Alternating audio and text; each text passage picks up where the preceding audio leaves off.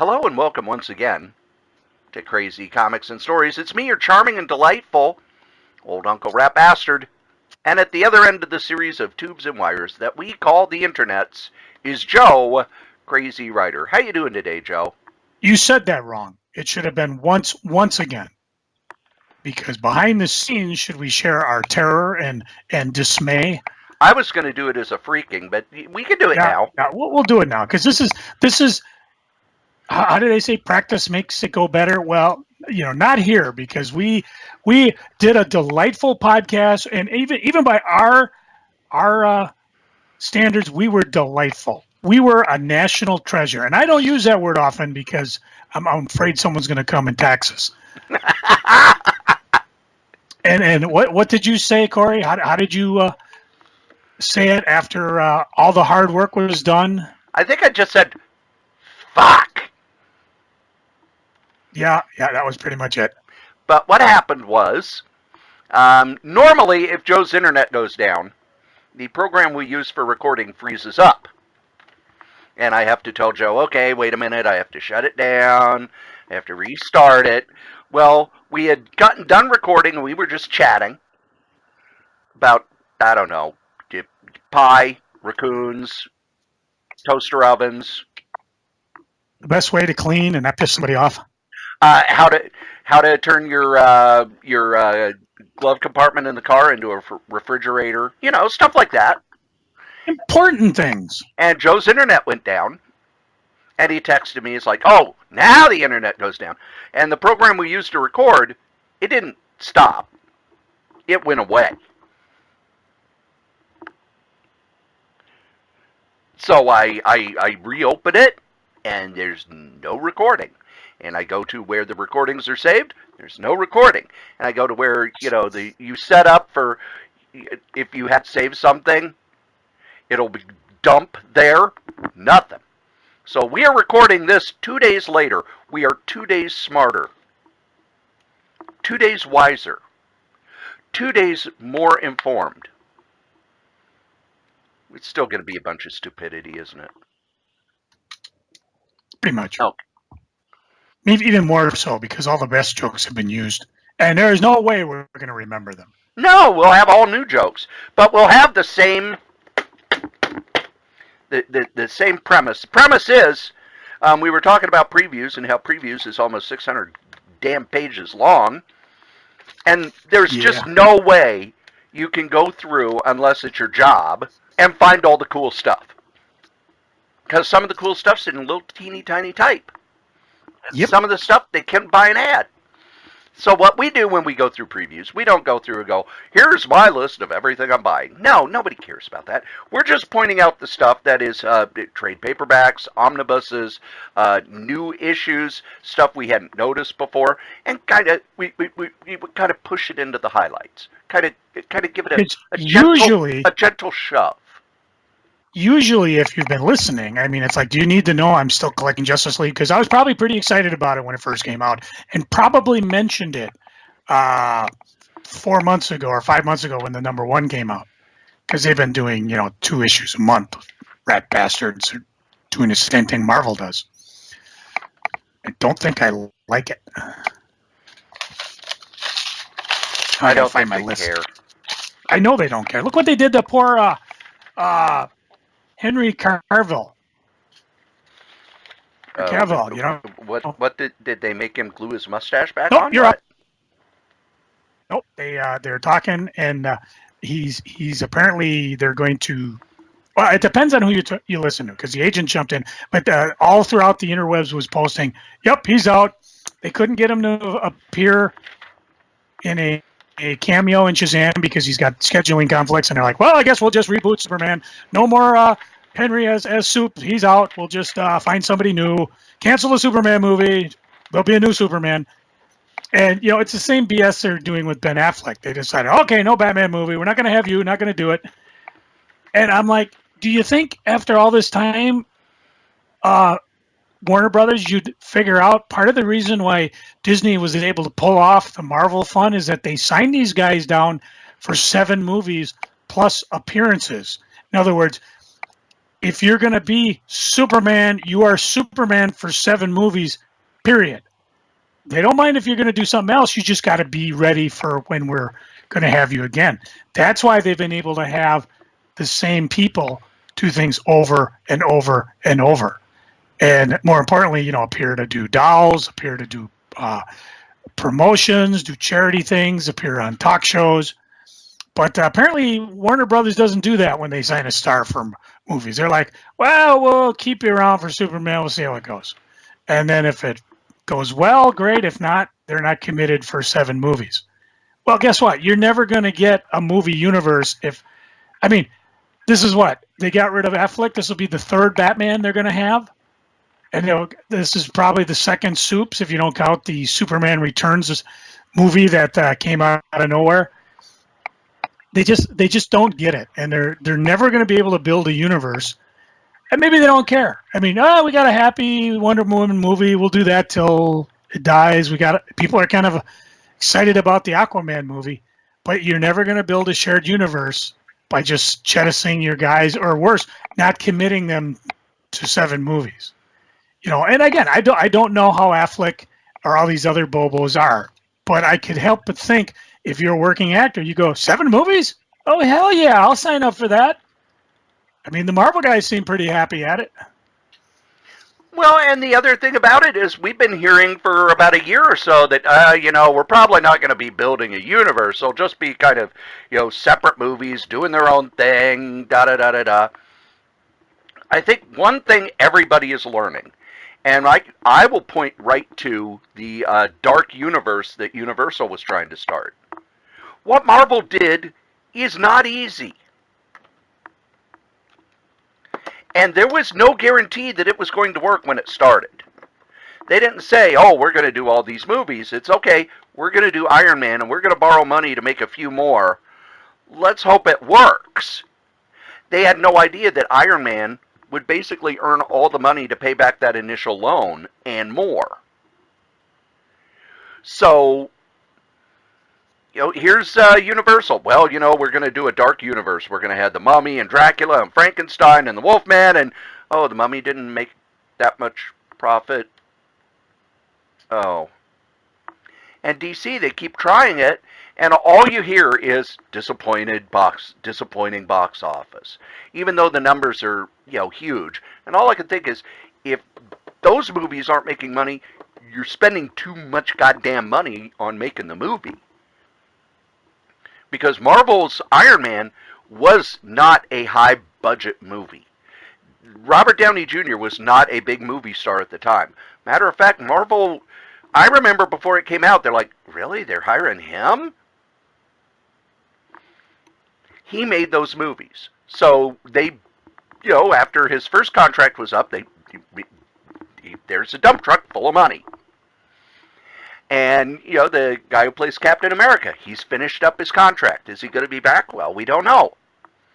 But one of the things that people piss and moan about in the comics is actually going to help them in the movies. Because Robert Downey Jr.'s in his 50s. Do we really want to see him being Tony Stark and Iron Man, who's supposed to be, this suave guy in his 30s, in his 60s? Apparently, they keep shoveling wheelbarrows of money to him to reappear. But he's still in his 50s. But how long until it's okay? He's getting too old for the part. Well, I guess there's no more Iron Man. And it's, will they recast it like they do James Bond? Or will they pass it on like they do in the Marvel comics? It's okay. Well, you know what? Tony Stark's too old. We'll do like what we did in Ant-Man, where the original Ant-Man's an older guy and he's a mentor to the new hero. They've got all sorts of options. But DC, they just keep trying to restart it. Another thing that I've heard, because it's exploded all over the comics internet, is that what they're doing, they're trying to just get rid of anything that had to do with Zack Snyder. And he was Zack Snyder's guy, and it's like, yeah, we don't want to do the dark Zack Snyder stuff anymore because people don't like it and it doesn't have legs, and after it goes in the theater it doesn't do well on DVD. Now Wonder Woman, he had nothing to do with. It was light, it was fun, it had jokes, That one made a profit. Let's do more of that. I haven't seen Justice League, but I have been reading that some people were saying, you know what? The way Supes appeared in Justice League is the way Superman should be. So they're actually kind of like, it's too bad for Henry there, because he actually showed kind of a lighter, the way Superman should be towards the end of Justice League, but not enough for Time Warner, because they just, they'll jettison the baby with the bathwater. And like you said, if they're not gung ho to like make a shared universe, then they're like you said, well, we'll just make individual movies. They'll probably boot Superman, Batman down the road for 5 years, and wait till we've forgotten, and then come out and do it again. Which is really too bad, because I actually enjoyed the actors' portrayal of Superman and Batman. I just didn't like the script and the darkness that the whole mentality that Zach had towards Superman. Ooh, you got powers, you better hide them, people will hate you. No, that's not Superman. No, it's not. Batman maybe. Batman doesn't have powers. Yeah, but people think he does. Batman's that's why people are scared of him. They're scared of him. So is Tony Stark, but people want to be Tony Stark. Well, yeah. So, okay, are we gonna hit this, or let's do previews? All right, and we'll take it the way it appears in the previews catalog. So if you guys want to play along at home, grab your previews. The first thing I rant about is that there's a couple non-comic things that I'm looking to buy for Christmas gifts. The first one I'm not going to really point out because it's in the toys area under Ghostbusters. Dr. Veckman's ESP cards, and I have not checked to see if this is like trading cards where you got to buy a whole box of them, because I just like to get a couple for stocking stuffers.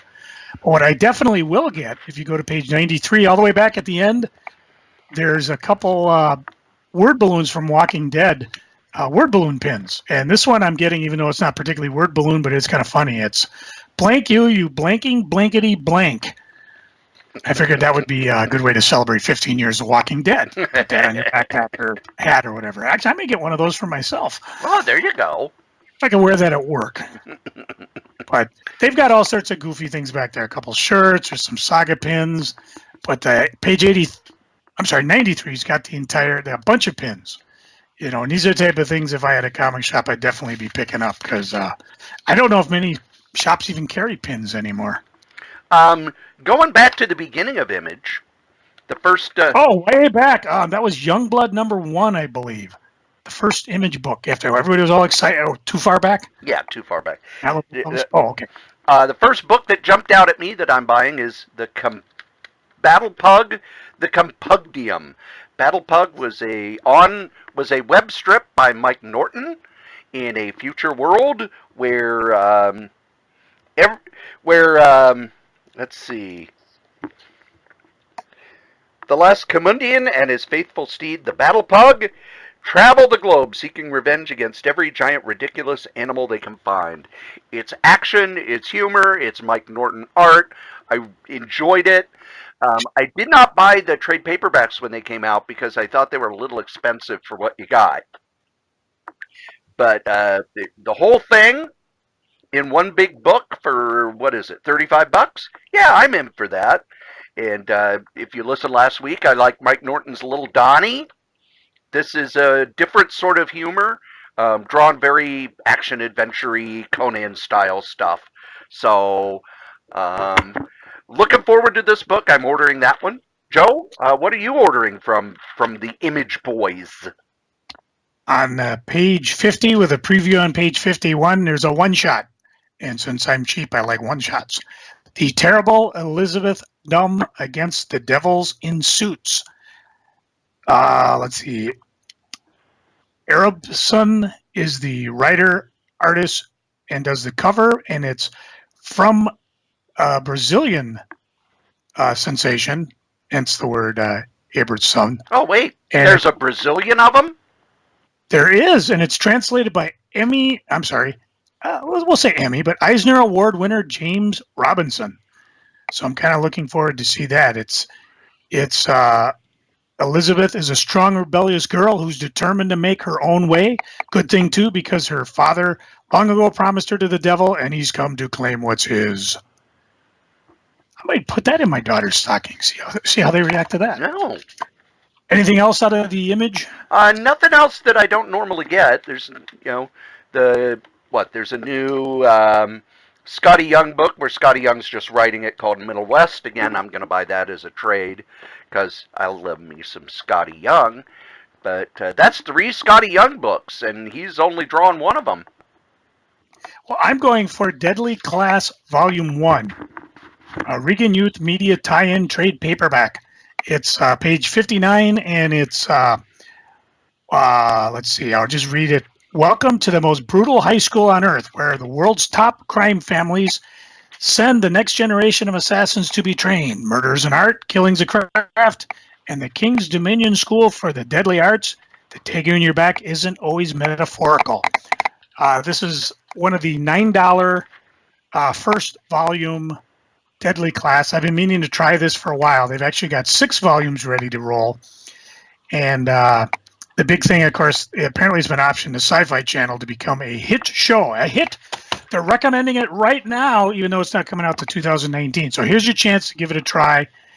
And like the show is a hit 6 months before it's on the air. For only $10, discounted if you buy it through your friendly local neighborhood comic store. You get it for probably a little less. So I'll give that a shot, and I'm sure in some future episode I'll review it and tell you if it was worth what I went for. Other than that, I think I'm going to pick up the Invincible Compendium Volume 1. I've never read Invincible. Like Hellboy, I've just been picking up the books as they come along, and I don't have any of them. I think this is the first one I'm going to pick up and give it a shot, see if that's any good. What am I talking about? Of course it's good.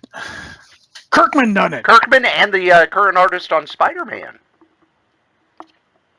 So they can do any comic they can. That's right. Next up is Dark Horse. First thing Dark Horse has, they are doing an adaptation of one of the bajillions of scripts for Alien 3. This one by science fiction author and one of the better science fiction authors, William Gibson, who wrote a script for Aliens 3 that didn't get used. I have in my possession 2 different scripts for Alien 3 that didn't get used. There were so many scripts done for that movie. I think the one that I read that I liked of the 2 was where they wind up on Earth. There are aliens there, and it does have the revelation that Ripley has an alien in her, but she doesn't have just a regular alien. It's an alien queen. So, Hail to the queen, as baby. the movie goes on, the alien queen actually starts taking over her personality. So she starts wanting to kill the aliens, but then by the end of the movie, she's defending them. And that's probably why the script wasn't one that went through. But I wonder if there's a book about the making of Alien 3, because, oh man, that sounds like it was just a nightmarish mess, where they kept commissioning scripts and they didn't like it, so they'd have somebody else, they'd give him the script, tell him to rewrite it, he would throw everything out and rewrite completely new, and then they'd bring in a script doctor, and on and on and on. And William Gibson was one of those people who worked on it. So Dark Horse, looking for more stuff to do with aliens before Fox grabs it back. And then on the next page is the one-shot of Joss Whedon's Dr. Horrible, which every so often they put out a new Dr. Horrible story. This one is yet another, written by Joss Whedon himself. Joe, do you know the Dr. Horrible? I tend to stay away from anything that's horrible. Dr. Horrible was, during the last writer's strike, Joss Whedon and his brother put together a web musical. It was initially in 3, they released it in 3 installments. And Dr. Horrible is a supervillain. It's a musical. And the supervillain was played by Neil Patrick Harris. So I'm looking forward to this one. I'll be happy when they finally collect all of these into a book, because they've done like 3 or 4 of them, and just put them in a book, because I'm getting to the point where if you put out a one shot, I'll read it, but if I want to go back to it, I'm not going to find it. That's why I'm buying stuff digitally. I can find it. Put it in a damn search. Otherwise, there was nothing new from Dark Horse that jumped out at me. Same here. There was one thing I wanted to point out. They're doing a Middle-earth Journeys into Myth and Legend, which is all done by a single artist. And I know that back, in the late 80s, Eclipse did an adaptation of The Hobbit. Kurt Busiek wrote it, and I don't remember the artist's name. I can't find that in print anywhere. Why has no one done comics based on Tolkien? Probably the licensing is too expensive. But Eclipse didn't have any money, and they did The Hobbit. Of course, that book was also available through one of the big publishers. I think it was Berkeley Books or something. But I'm amazed that they're publishing whatever was in Tolkien's files. It's like, oh, here's a story he wrote 5 pages on back on a Thursday in 1942. Well, let's make it a book. And yet that they haven't put out. So I don't get it. But yeah, nothing jumped out at me from Dark Horse new. They are doing a reprint of a book that I have not read, and I was shocked when I realized I had not read it. And that is The Green River Killer, a true detective story, where it's story of one of America's most notorious serial killers, and the detectives who cracked the case are revealed in this true crime graphic novel. It's been out before, and I vaguely remember it coming out, but I was surprised that I had not read it before, so I will have to pick up this printing. What's next, Joe? Shazam! Gomer Pyle's got a comic book? Because I like to, yeah, he does, but that's not the Shazam I'm talking about. I'm talking about the special extra size debut issue from DC. Shazam! #1. And it's written by Jeff Johns, who is getting up there. If he's one of those guys, if I see his name on a phone book, I will probably pick it up. And the artist is Dale Eaglesham, looking, it's a $4.99 starter, and it's the beginning of the series, but I'm kind of curious to see what they're going to do with it. So I'm excited for this one. I'll definitely check it out. And I don't think there's anything else. It's not like some big name creators. Green with Envy is coming up. I mean, I gotta hold my lantern up to see the stupid white on blue lettering that DC loves to put in their DC previews. The little tiny lettering. I don't quite see anything. Any #1s pop up there, Mr. Strode? There's one that we talked about a month ago. Am I just taking for granted? Yes, you are. I'm not too sharp here. I should just do it quietly. You know what I'm saying? The big news in my mind is Grant Morrison is now back in the DC universe. It's been a long time since he did anything in the DC universe. I think the last thing he did in the DC universe was his Batman run. Shazam! Which was 2 Batman runs ago. But Grant Morrison is doing The Green Lantern, which will focus on Hal Jordan. It'll be drawn by Liam Sharp, covers by Frank Quitely, who needs to be doing comics. Yes.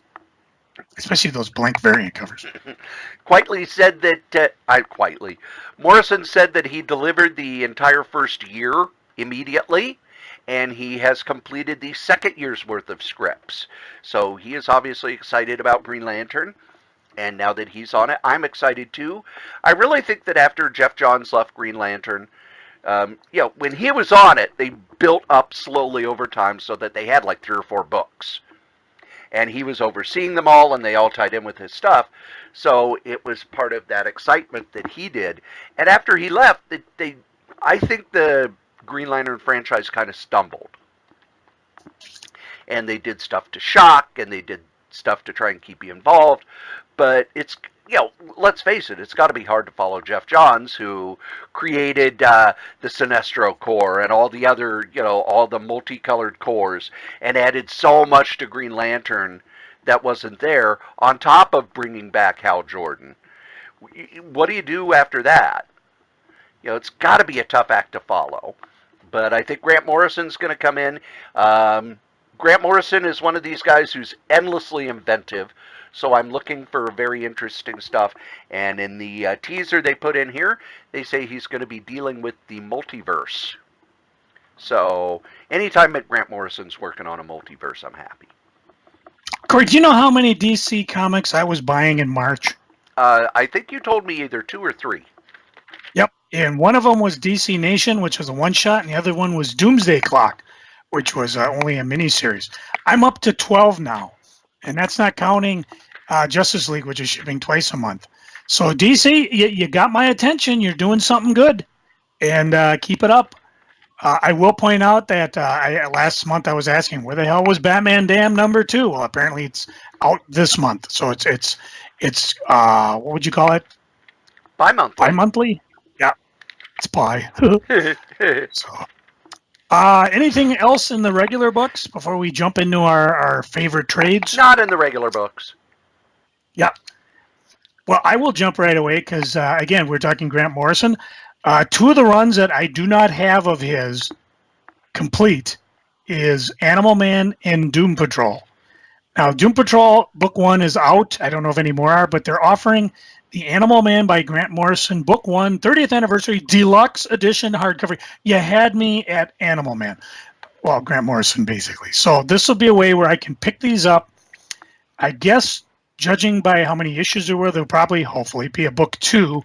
So I'll have the whole thing in book format, since I wasn't smart enough to pick it up in the omnibus, which apparently was out, years ago? I picked it up at one of the conventions for less than half price.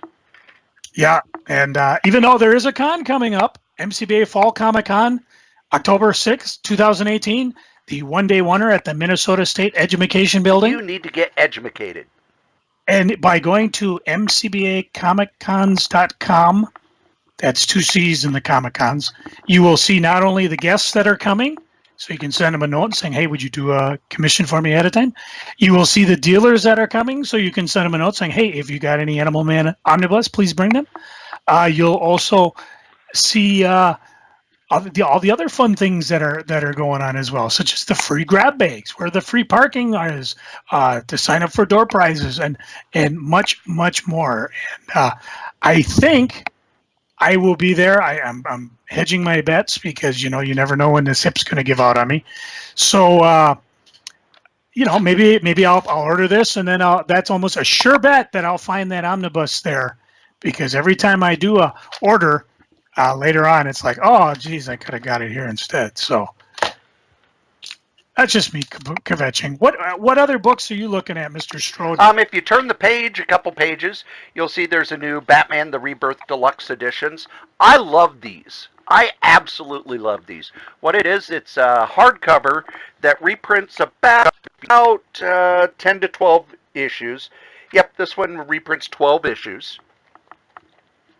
And you get a big chunk. The only thing I don't like, and there's been 2 of them already, is when Batman crosses over with another book, they only print the Batman portion of it. So Batman versus the Monster Man, you only got the Batman issues, and man, I couldn't make heads or tails out of that. And then the Flash story, what was that Flash story called? Oh, I remember the one where they kind of tease the return of the Watchmen guys. Yeah. They only print the Batman portion of that. So I am going to have to go out and get those to read the whole story. And that's kind of irritating. I wish they would do like Marvel does. It's, it crossed over. Here's those issues too. Or at very least write a little blurb like, oh, well, here's what happened here, and we're not going to cover it because who cares? They do, but it's not enough. Because you miss all the subtlety. You go, well, how did this person get there? How did that happen? So, and then you flip the page, is Crisis on Infinite Earths Compendium Deluxe Edition Volume 2. This is the second big hardcover that's reprinting all of the tie-in issues to Crisis on Infinite Earths. And what it is, if you've read Crisis on Infinite Earths, it's 3 story sections.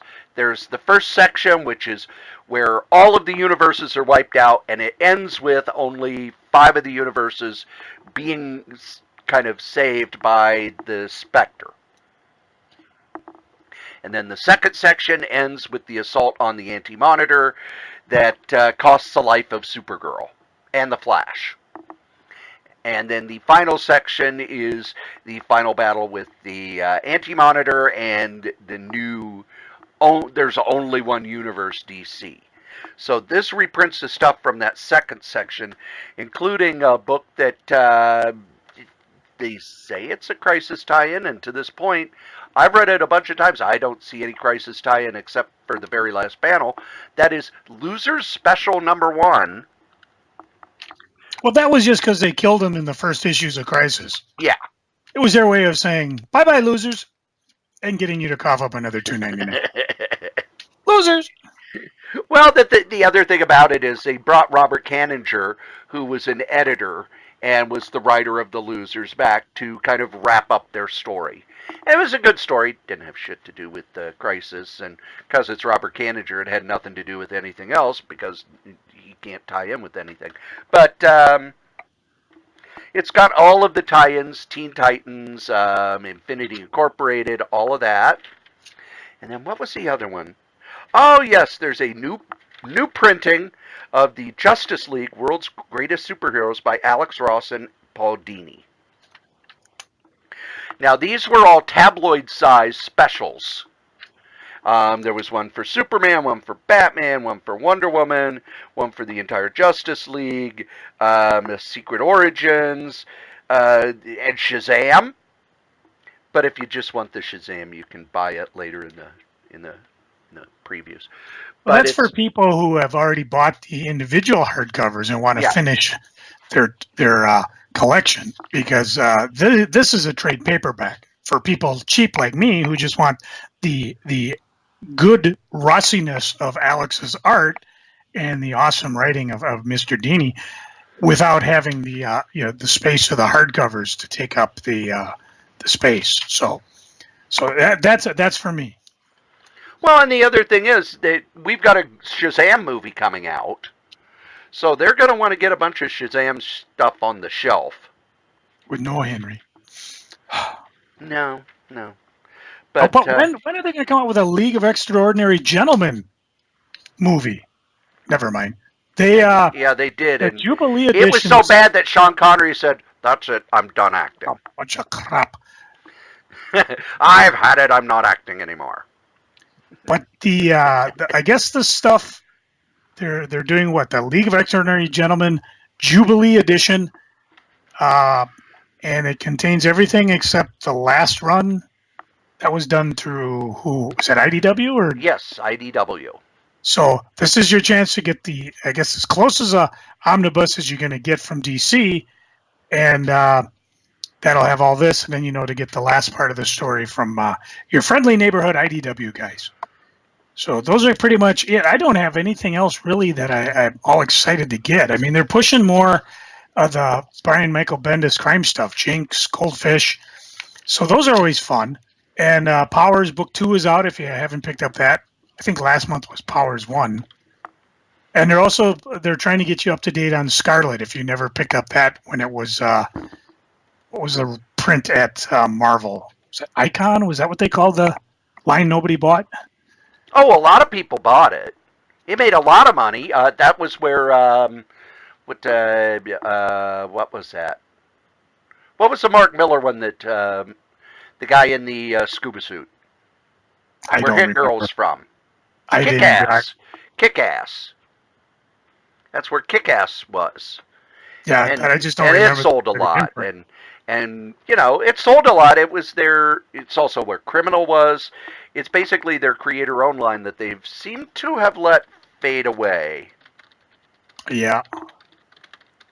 So, anyways, here's your chance to get caught up on Scarlet. If you haven't picked up the the book 1, book 2, you can do the absolute Scarlet and get it in a huge, nice format and enjoy the art.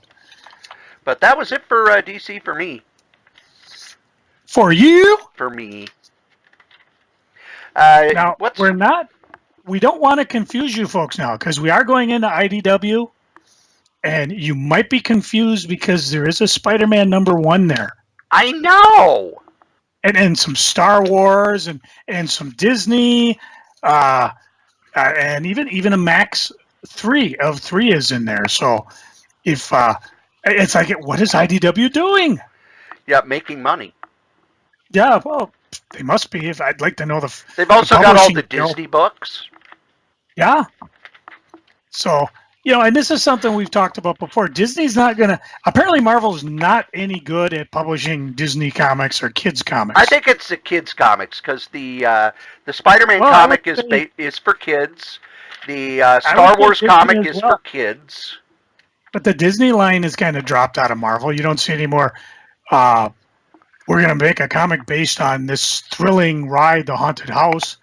And they never picked up, which we speculated, they never did pick up any of the Disney comics and stories, or Mickey and Donald, or Uncle Scrooge, even DuckTales, which you think they would have.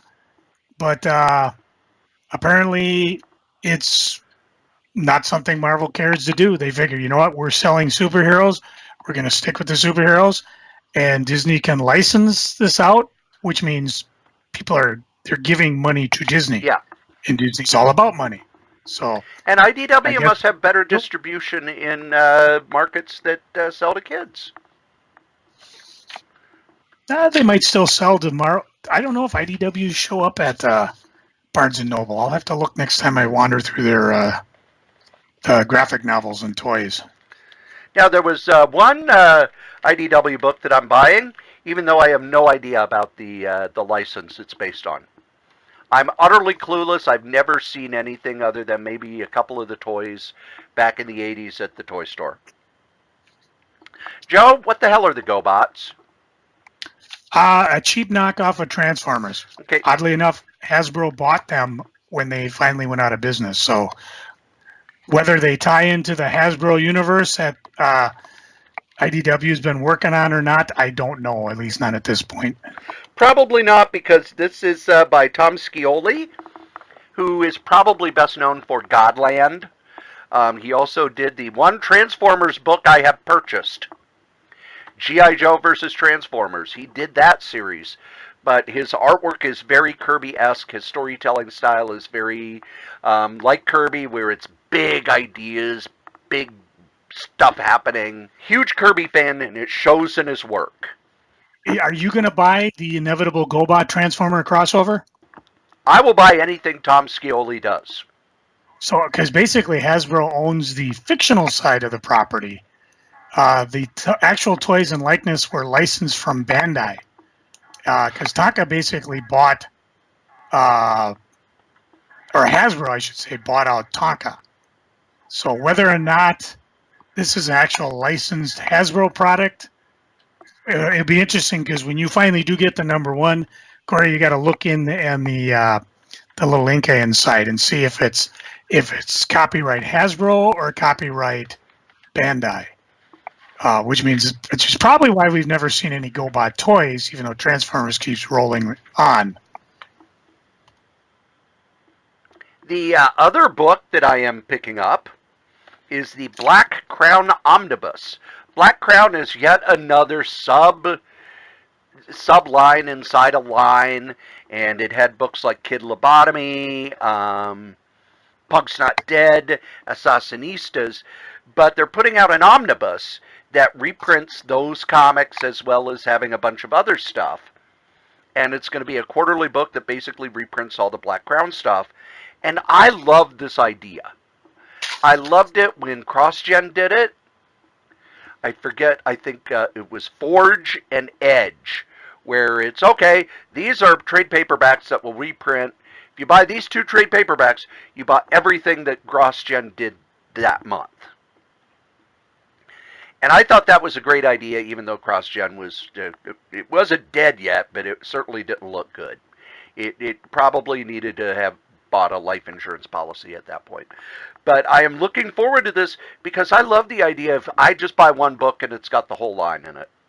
And yeah, I'll buy it every quarter.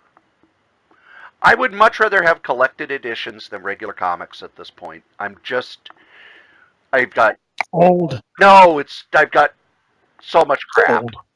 Old. I have so much. And unlike Cory, he's not enough. How many collections of Sandman Watchmen do you need? Will you ever purge any of them? Cory is still a collector. I just have the trade paperbacks. I think I have a few signed editions. I don't have any of the comics. I stuck with trades. Or omnibuses, or whatever they call them. Yeah, I sold off my run of the comics back when they were worth money. Yep. Because I'm smart that way. It's like, well, I have all these in trades and people want the comics. There you go. Woohoo! That's it for what I'm getting from IDW. But, Joe, I would like to direct you to page 169. Ooh, 69. Ooh. Nothing there except a golden helmet. Wait a minute. The Rocketeer's helmet. So next month they will be doing a new Rocketeer book. They've been doing Rocketeer books off and on for a few years, and they've been good.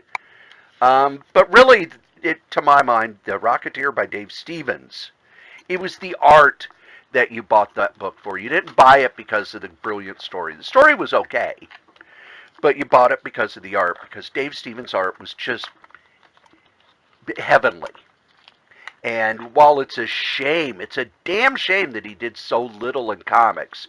It's hard to hold him at fault because he worked in animation and made 10 to 20 times more in animation, according to what he would say at conventions. That it was just hard he would lose money doing the comic, even though the comic eventually got a movie. Anytime he would sit down to do the comic, he was losing animation money. So, if you've not read The Rocketeer, pick up the Dave Stevens Complete Rocketeer. It's available from IDW. You will thank me. The art is incredible. Utterly incredible. And Dave Stevens passed away too soon, and passed away with too little work out there.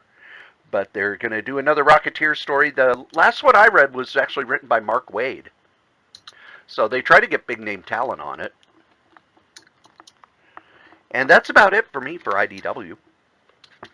Marvelous. Marvel's next?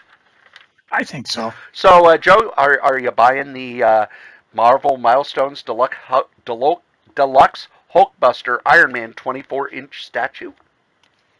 I'm thinking of having two of them. Well, that's good because they're $1,200 each. Okay, maybe half of one. Well, that Thanos statue looks nice. I wonder how much that is. Please turn the book over and go to page 21. So, yeah, mumble. Watermelon cantaloupe. Oh, it's only $300. Oh, well, it's a bargain. 3 of those. It is cheap at half the price. The price. But there you go. Go to page 24. I'm sorry, I was wrong about the cost of the Iron Man statue. $1,500. Well, see, we're self-correcting. $1,500 for a 24-inch statue. I'd rather go after one of the 14 variant covers of Uncanny X-Men #1. It's X-Men Disassembled. I know, and we'll see. The children of the Atom are back, up and at them.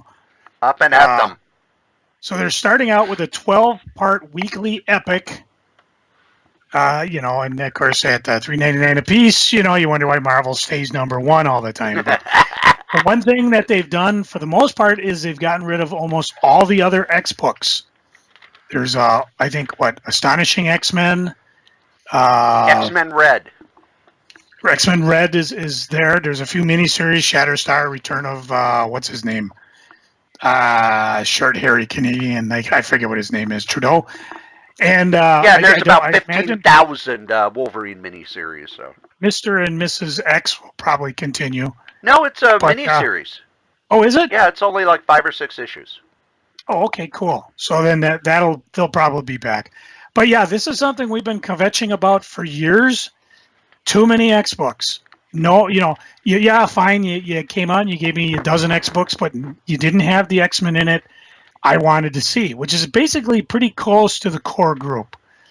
Fine if you want to throw in some of the other guys just for the hell of it. But, looking at the title here, let's see, we got Nightcrawler, Bishop, I see Storm, Jean Grey, Beast, Iceman, and really that's all I care about. You got X-23, of course, but I suppose Wolverine will be back. I imagine he's going to get his own series. And I imagine Mr. and Mrs. X will be back as soon as they're done. But, that's fine. But the one thing they got to remember with the X-Men is you just can't crap out a series without having it, grow organically from the book. I mean, one of the big series that came out in the original X-Men run was when Chris Claremont and Frank Miller did Wolverine. And if I believe, Wolverine left and the miniseries happened and then he came back. And that got everybody excited for the miniseries. Same thing happened. Well, it also was a little Frank Miller. Frank Miller's drawn an X-Men book. That had a little to do with it. Oh, big time.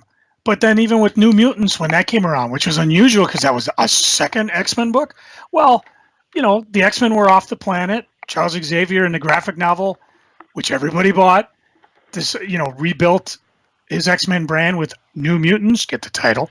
They had their own title, then the X-Men came back. And it was a big deal when they came back because it was like, how are these two groups going to get along? Do you want to know the behind the scenes of the New Mutants? Sure. Jim Shooter, who always needed to have his fingers in the pie, had been harping on Chris Claremont since like '79. The X-Men's a school. You need to have students. And even Byrne, when they introduced Kitty Pryde, he wanted to introduce a bunch of younger characters so that there were people in the original X-Men uniforms, kind of students wandering around while the older team handled the big stuff.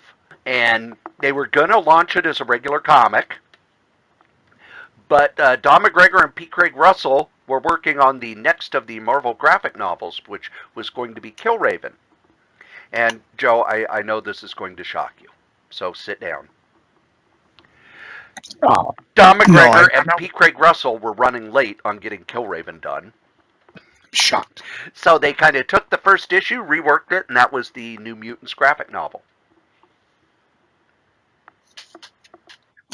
So, and Claremont and Shooter agreed on one thing. They didn't want to call it X-Men or have X-Men in the title because they thought that, having too many books with similar titles would confuse the marketplace.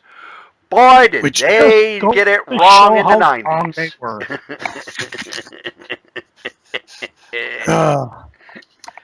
Cory, I want to bring attention to you of A Tale of Two Titles, okay? Kind of off. It was the best of titles. It was the worst of titles?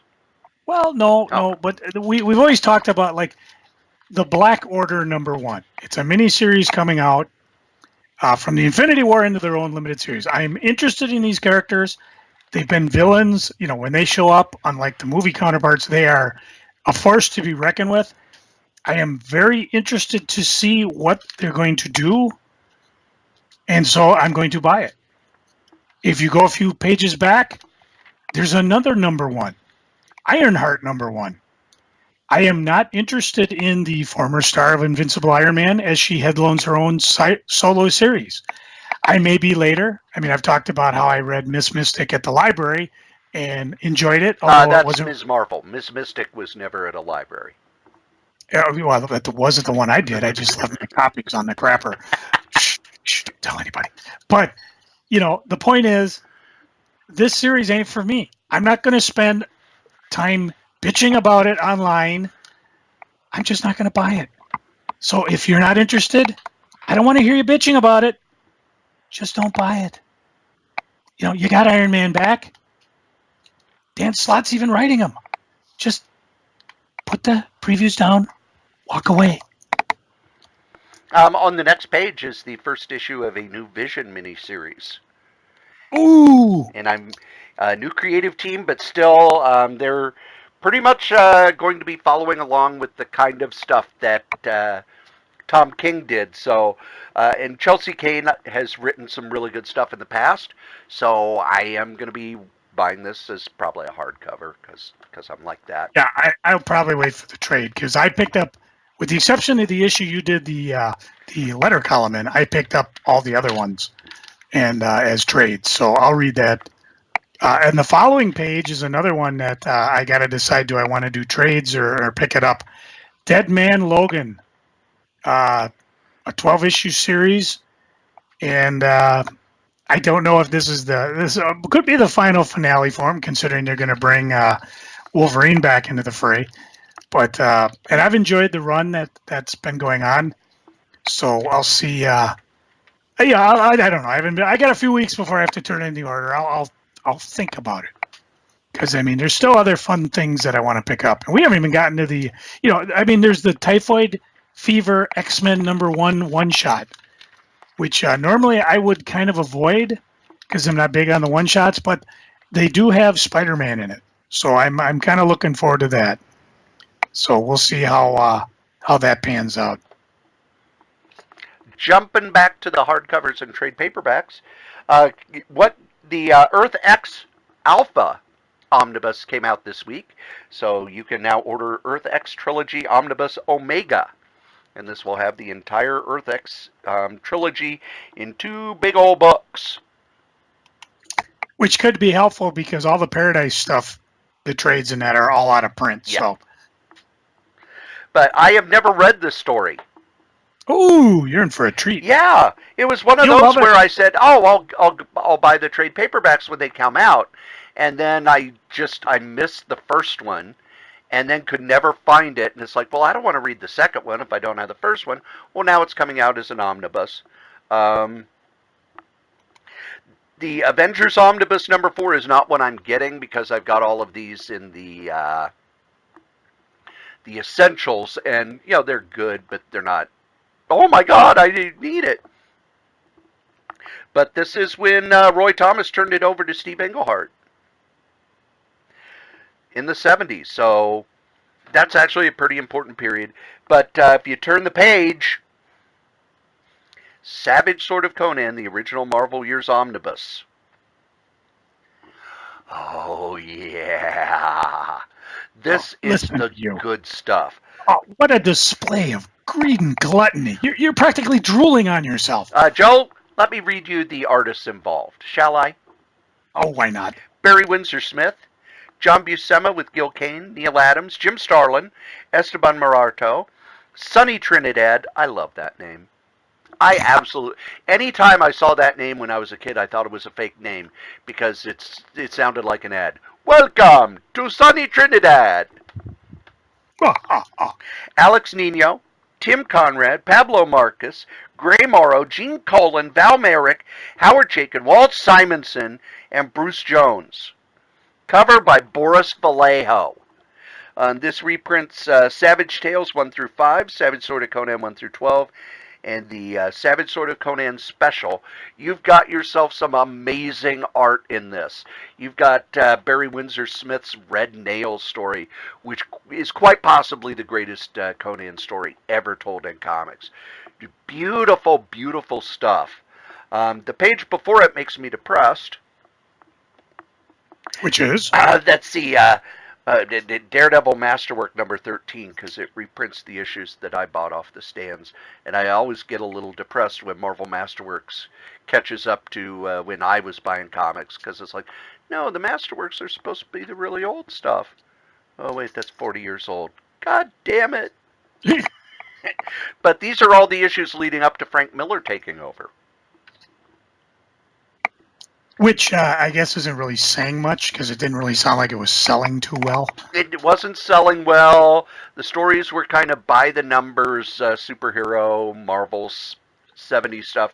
But there is a 3-part Jester story that I absolutely love because the Jester gets his hands on this this computer that can generate fake film.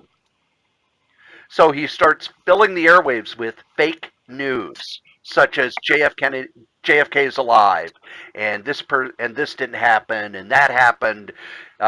So Daredevil's dealing with the fact that the Jester's making all this fake news, freaking everybody out. Of course, it ends in a kind of a fun house, a deadly fun house, which I think was later used for arcade. But still, that three-parter, I remember that as a kid, reading that three-parter and going, this is way cool. What other trades are jumping out at you, Joe? For me, page 129, X-Men Classic, The Complete Collection, Volume 1, which collects Classic X-Men 1 to 23. Again, a series I don't recall reading when it came out, because it's basically backup stories that fleshed out the 1970 tales, and for me, that sounds like it'd be kind of fun reading. And John Bolton doing the art. Oh, yeah. And what it was, X-Men Classic was reprints. And by the time they were reprinting, when X-Men Classic started, the story in a comic was 25 pages. Well, when the X-Men first started in the 70s, a comic story was only 17 pages. So they had, I'm doing the math, carry the 5.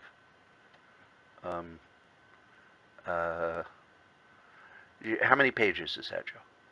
I don't know. I'm busy downloading stuff from Facebook. Oh, it's eight pages. So they would do 8-page stories based on something in the story being reprinted. And John Bolton's art, oh my God, I miss his art so much.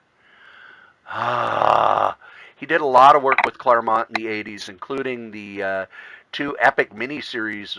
What was that? Black Knight? I don't remember. I don't recall, yeah. But it was a medieval story. And Bolton's art was just so good in that. But those are fun stories. A whole shit ton of X-Men trades on the next page. Yeah, I kind of passed over those because what I'm more interested in is there's the Nova Volume 2, which I'll talk about a little bit more when we get to geeking. The She-Hulk by Charles Soule, the complete collection, which I enjoyed reading the few issues that came out because they dealt more with her doing legal work. And, of course, they were all in the same building with Hellcat and Howard the Duck and all that. And they would run and walk by each other. So this one looks like it's kind of fun. But the one I'm going to have to pick up because I don't have it in my collection anymore, I'm ashamed to say, page 137 is a new printing of The Death of Captain Marvel. Jim Starlin's final goodbye to him. And, of course, they're going to throw in a bunch of other fun things. Marvel Superheroes 12 to 13 from 1967, Captain Marvel 1, 34, a couple Marvel Spotlights. So I will finally have that back in my collection. And other than that, no omnibuses for me. And, there's always other books I would love to buy. But it's a money game, gotta kind of pick and choose where I'm going to go.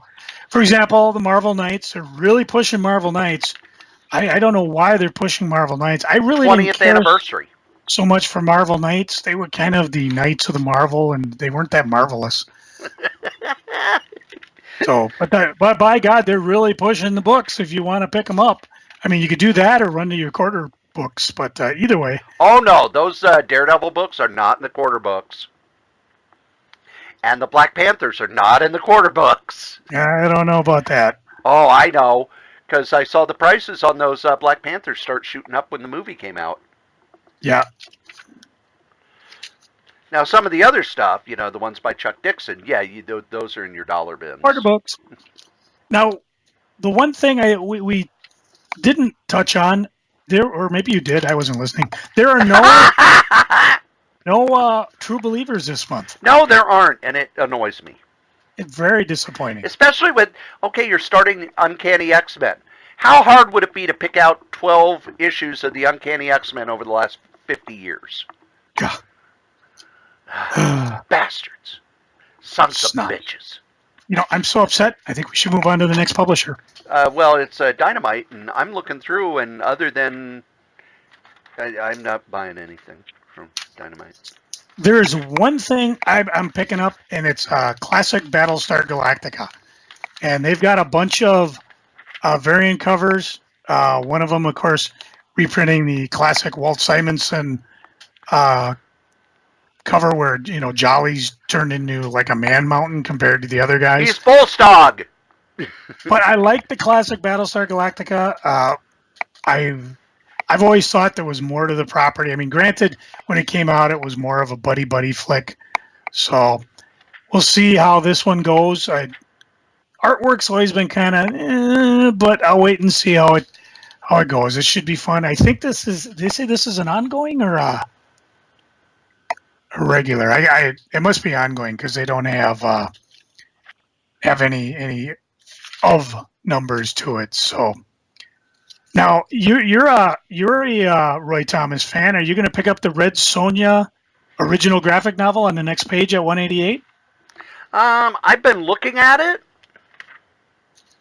and I like me some Roy Thomas. And let's be honest, he's the one who created the character, because the Red Sonja and the Robert E. Howard stuff, there was a name for a character sort of like it, but she wasn't involved with Conan or anything.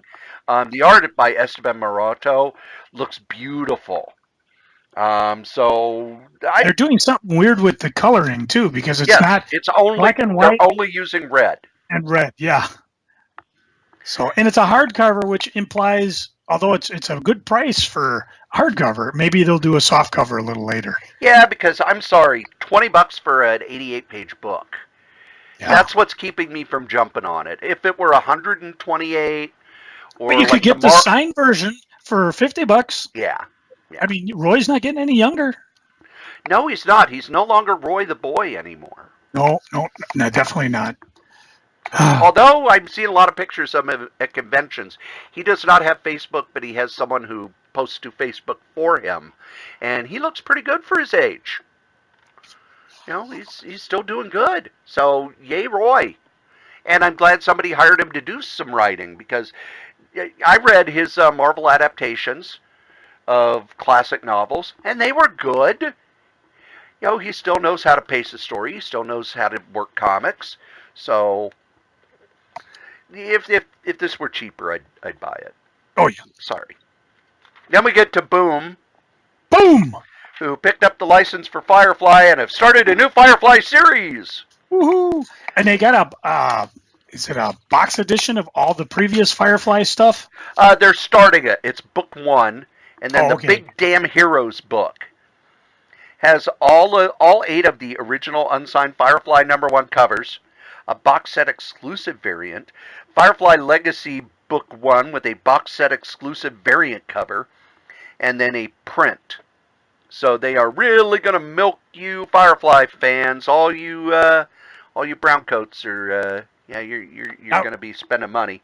It's on page 215. I want everybody to remember that, because we're going to revisit this in a little bit.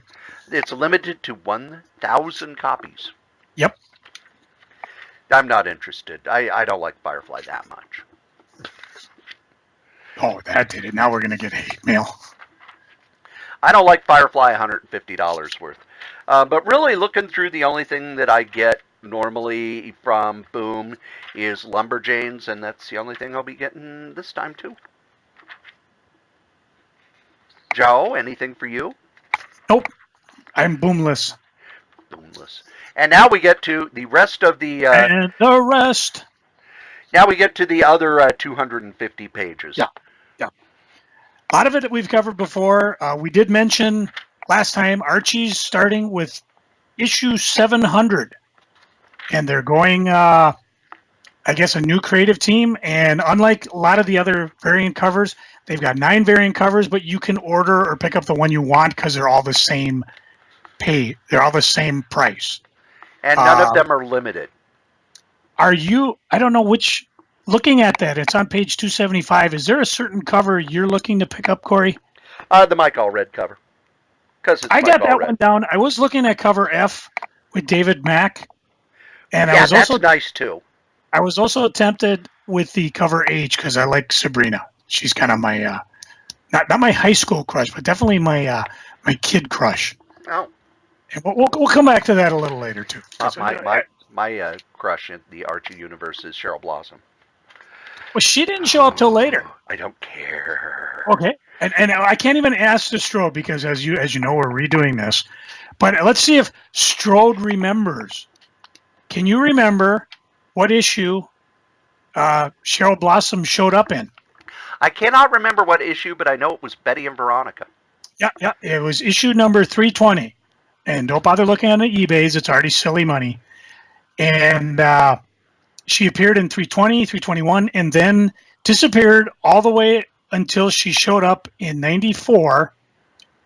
And again, the issues we're talking about was 82, so Cory would have been in high school, not grade school. So I just want to point that out. He was crushing on a comic book.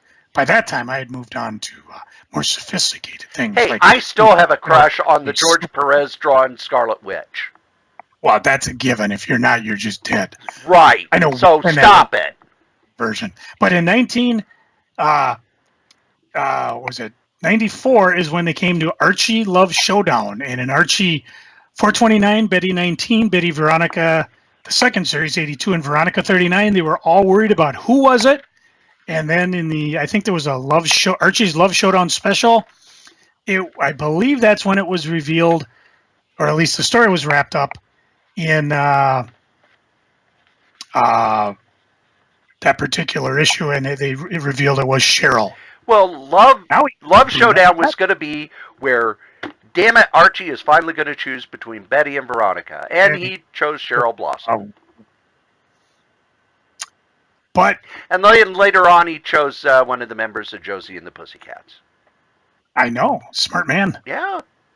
But what I thought was kind of interesting. Why anybody would choose Veronica, I have no idea. She's such a bitch. When Archie showed up, or Cheryl showed up, she was on a beach wearing something very skinny, and Betty was like, "How could you? How could you? That's a suit to get arrested in." And she says, "That's the trouble with this whole town. You know, in European beaches, particularly in the south of France, they go topless. Maybe it's time to shake things up." Topless, topless. Heck, no, Cheryl. Oh, you spoil sport. So yeah, she came back as a force to be reckoned with, and even now she is. I don't know if she's currently. I'm behind. Yes, she was part of the end of the Mark Waid story in Archie. Yeah, because I'm issues behind. I got to get my collection put back together, and I guess so Mark Waid's not done yet because him and our good friend Peter Krause is doing Archie 1941. Issue 3 is being solicited. Issue 1 is on sale right now at the source. Go get it.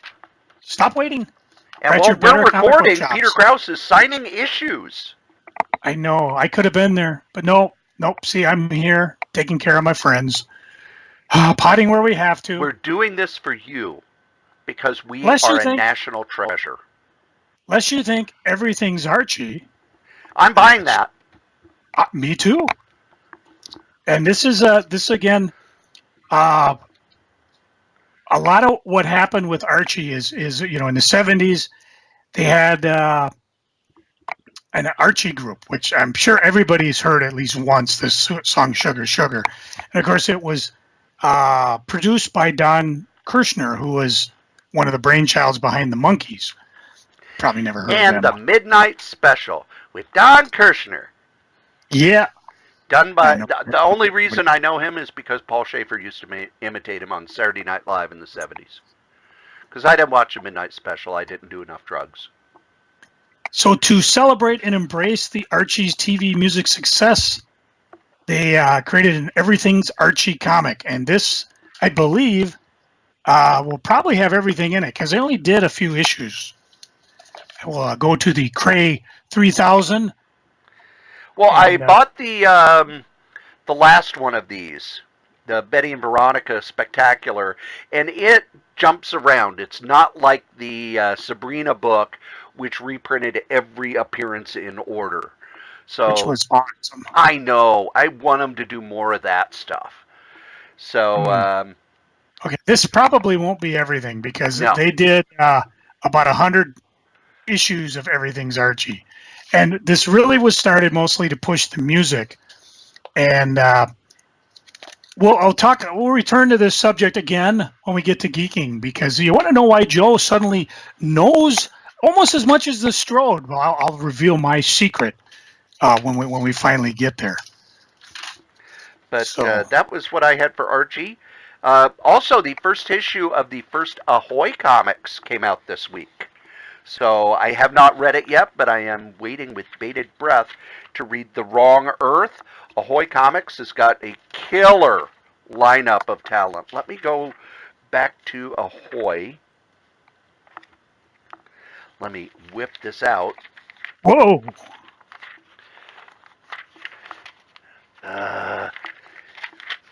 Previews, I hate you so much. Let's see. You've got Stuart Moore, Grant Morrison, June Brigman, Tom Payer, Greg Scott, Fred Harper, Jamal Igle, all working on stuff for Ahoy Comics. So I'm going to be, they're a company, when they first announced it, I saw their lineup and it's like, I'm going to jump in. And hopefully I may have some of the creators on. Cool. For the solo podcast. I'm going to try and line that up. It doesn't always work out, but I'm going to try. But I'm also going to be reviewing their books as they come out. So there you go. The next thing I have is on page 290, which is Black Box Comics. It is the Gospel of Jesus Christ graphic novel, written and drawn by Scott McDaniel, who you may know for his run on Nightwing and Batman, and he did Daredevil. He hasn't been in comics for a while because he's been taking care of his family member. And while he was doing that, he drew this. Now, I am not a believer, but Scott McDaniel, I love his art, and I'm interested in seeing what he has done with this story. So that's what I'm going to pick up. What's next on your list, Joe? And don't tell me you're buying 15 copies of all the Boundless nude photo covers.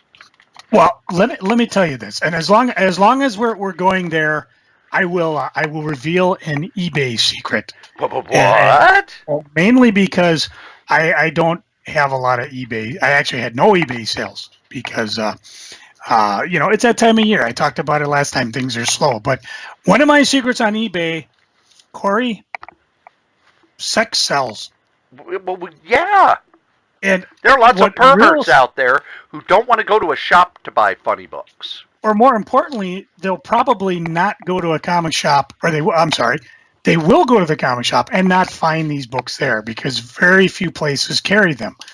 And Boundless is a good example. I mean, just you can see the covers of the normal books.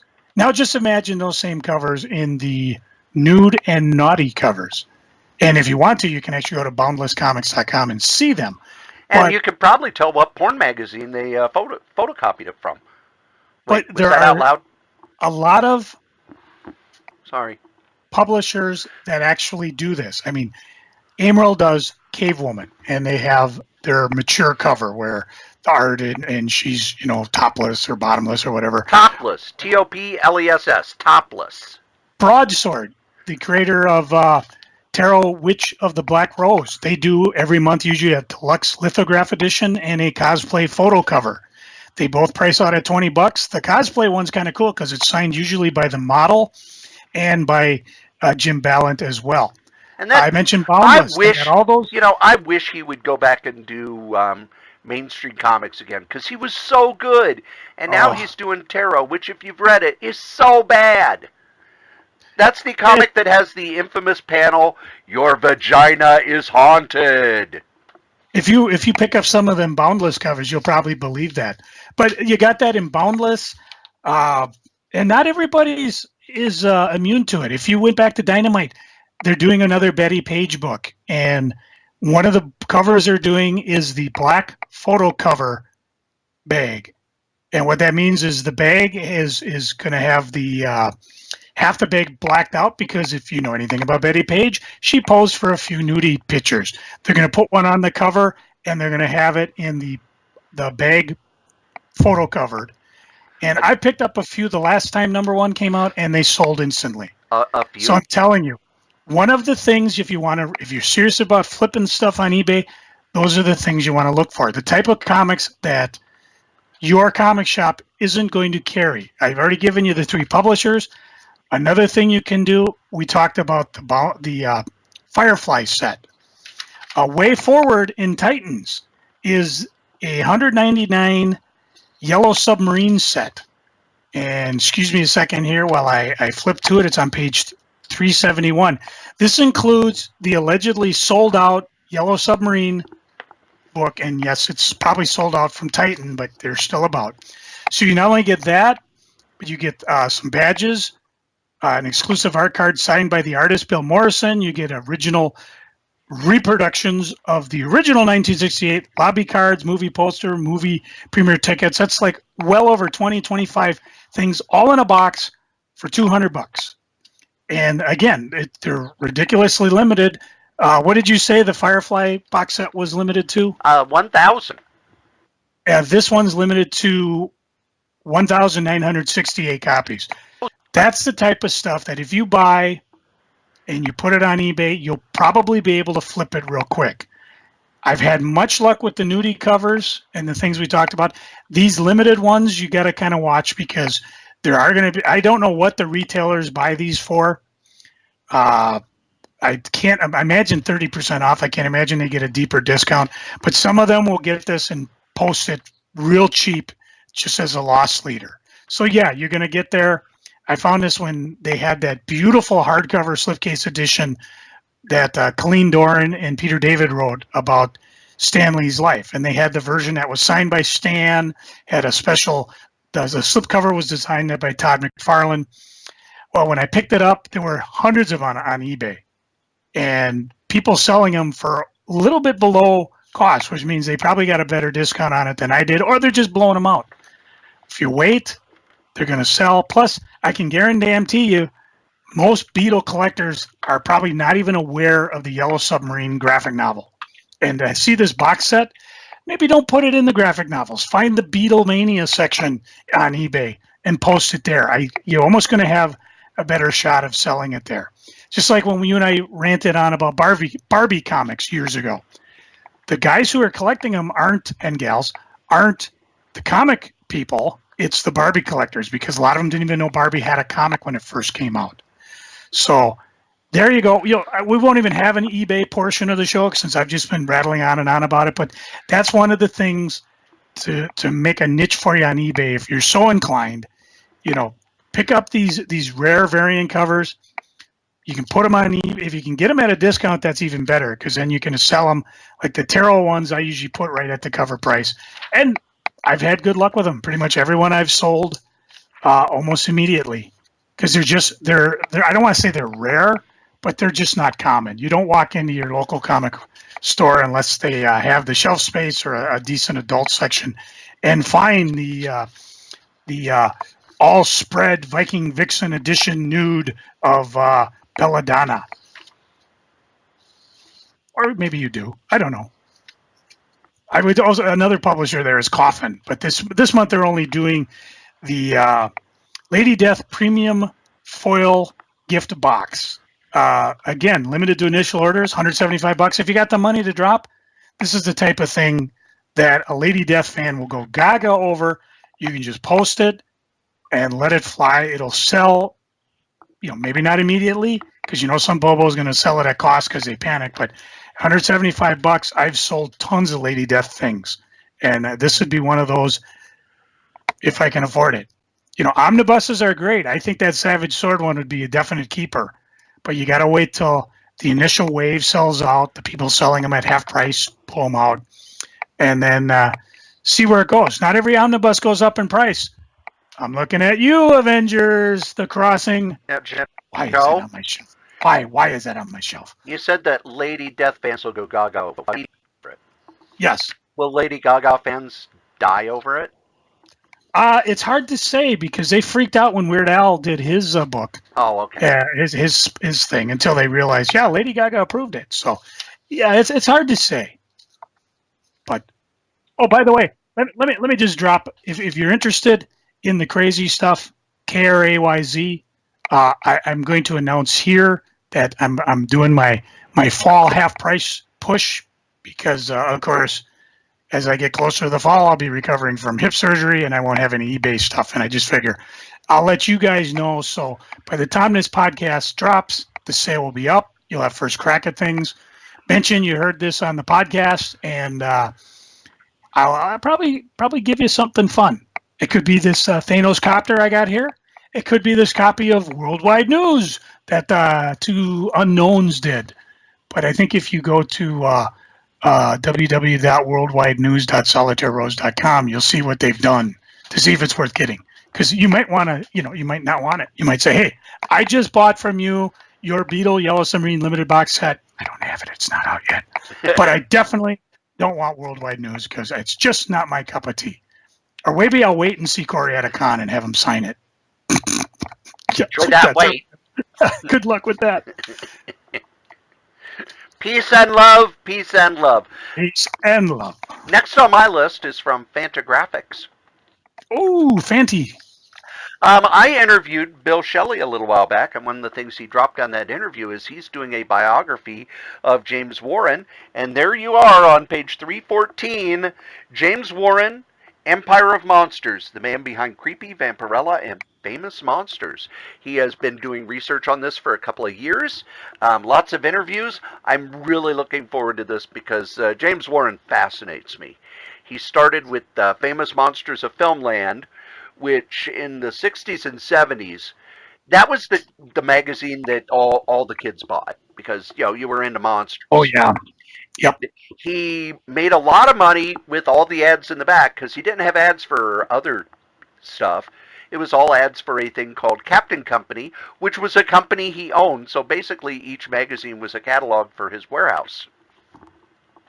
Then he brought Archie Goodwin on to do Creepy and Eerie, which Archie Goodman, huge EC fan, brought in a lot of EC artists, wrote a lot of EC-style stories, and then Creepy and Eerie. And in '69, when sales were starting to go back up, he got Forrest Ackerman to create with Trina Robbins, Vampirella. Bet you didn't know they were the creators of Vampirella, did you, Joe? I did not. Yep, it was Forrest Ackerman and Trina Robbins created that costume. See, I got confused when you said Bill Shelley because across on page 315, there's Katie Skelly. So I was thinking maybe there was a relation there. But she's got a book coming out in softcover called My Pretty Vampire. And I'll just read the blurb because it says the 2017 sexy, sex-positive horror romp hit that wears its colorful pop sensibility on its sleeve is backed by popular demand in paperback. So I figure, what the heck? I already said sex sells. See, I'm buying it. I'm just looks like it's fun. And right across from that is Warrior Women, the second volume of the collected Spain work. Spain was an underground artist, one of the guys who worked on Zap. The first volume was Street Fighting Men, which had his Trash Man stories and the biker gang stories he did. These are the stories featuring, let's see here, Rita Velveeta, Granny McGurk, the Leather Nun. You were taught by, did any of them wear leather? If they did, it was in the nunnery because they didn't wear it in public. Oh, okay. I did have a copy of that. I never brought it to school. I wasn't that. You didn't want to get it signed? I thought of it, but I didn't have the guts. But I love the fact that Fantagraphics is putting together these books of the underground artists. Spain Rodriguez was one of the towers of the undergrounds, and a lot of the underground comics are out of print. You can't get them anywhere. That's great. So I think these are just as important as the Marvel Masterworks and the DC archives and all of that stuff if you want to know about comics history, because the undergrounds were really kind of they were what kind of gave the direct market their first influx. They were kind of the creation of the underground. I'm sorry, the direct market, because they didn't go through magazine distributors. They were in record stores and head shops. And when I worked at Schindler's, they always had big stacks of Undergrounds because that stuff was still in print in the late 80s. And they sold to people who didn't buy comics. My uncle didn't buy comics. But by God, he bought the Fabulous Furry Freak Brothers and Zap. They just were such a part of the 60s, and their influence went into everything. If you read Marvel Comics in the mid-70s, you could tell that they were taking influences from Underground Comics because they were putting in all this weird stuff and bringing in new art styles. And I think, like I say, if you're into comics history, this is important stuff. What's next on your list, Joe? Well, I'm going to back a little bit because we skipped over Drawn and Quarterly, and there's a book there by a Korean creator, and God help me because I can barely pronounce American names, but I'll give this one a shot. Barely pronounce your own name. Sik Hong. He's doing a graphic novel called Uncomfortably Happy. It's the gist is his move with his wife to a small house atop a rural mountaintop, replacing the high-rent hubbub of Seoul with the quiet murmur of the country. They got their dogs, their cats, their chicken, and a simplified life, but the isolation that they desperately craved brings on new anxieties. I mean, I'm a sucker for all that. How would you like to simplify life and move into a little tiny house in the middle of nowhere? It's a dream. I dream about, it'd be nice to move to a small town and just kind of take the... But then again, I know people that are from small towns. They said, yeah, the only problem is everybody knows your business. And so they're... Well, it's small towns, they're running quite a ways behind the times. I recently had an interaction with somebody I went to high school with who never moved out of that small town. And it reminds me that in some ways it's still like the 60s. The 60s. So... But it's a book that sounds interesting, so I think I'm gonna pick that one up from Drawn and Quarterly. 328. There is a graphic novel biography, Hedy Lamarr. Oh, you mean Headley from No. No, not from Blazing Saddles. No. This is Hedy Lamarr, who, when she came to the U.S., was thought of as the most beautiful movie actress of all time. But she was also an inventor. She did designs for planes that were built by Howard Hughes, and she invented what we now as Wi-Fi. In World War II. So what we should do is when we start this podcast, just say, courtesy of Hedy Lamarr. Hedy. I know, it's hard. Yeah. Damn you, Mel Brooks. But what it was, she, during World War II, the Nazis were able to jam our radio-controlled torpedoes. So she invented a way that would send radio signals to them on alternating frequencies that would not get jammed. And she was not credited for it until like about 15 to 20 years ago. I just watched a documentary about her. And because it was World War II, when you gave something to the government, it was wartime and they owned it. So she never owned this invention.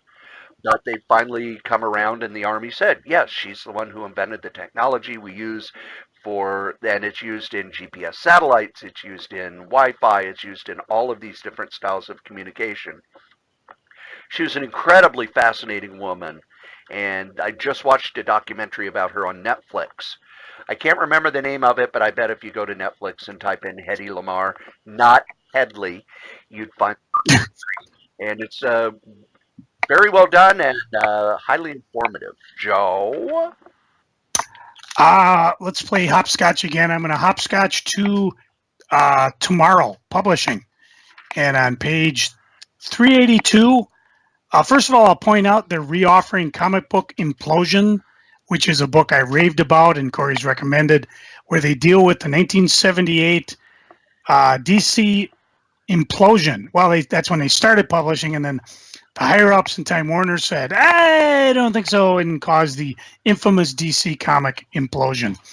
What I found fascinating about this is this occurred while I was actually starting to buy comics. And of course, I was very much ignorant of what was going on because I was a Marvel guy at the time. And I think I will probably bring this over to Greg Ketter since he was a comic retailer at the time and see, did this affect you at all?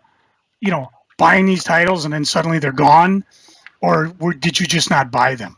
I mean, how did you order stuff early in the 70s? But I just thought it was a fascinating piece of history. What I'm really going to look up is right up on the top there, Lou Scheimer creating the Filmation generation. One of the reasons this is catching my eye is because a lot of the characters that are on the book are things that I watched as a kid. I mean, I hated Filmation's animation, especially when you compared it to the luscious stuff that they were doing on I think it was the Warner Brothers Roadrunner, Bugs Bunny Roadrunner show at the time. But, you know, there were the Archies, there was the Gilligan's Island, Fat Albert and the Cosby Kids, Star Trek, and later on, He-Man, which I didn't watch as much, Sabrina the Teenage Witch, which again, my grade school crush, and just so much more. And I think this will be interesting because he's considered the father of Saturday morning television and the co-founder of Filmation Studios, which gave animation for over 25 years. So, and they did cartoons even before I started watching Superman, Batman, Aquaman, and did a few like Tarzan, Lone Ranger, Zorro, which I didn't watch, but they did do a foray into the live-action Shazam and The Secret of Isis, which I did watch. So, you know, again, a part of me growing up, but also a part of Saturday morning cartoon history. And a damn fine book. Most of the time, tomorrow's books are really good.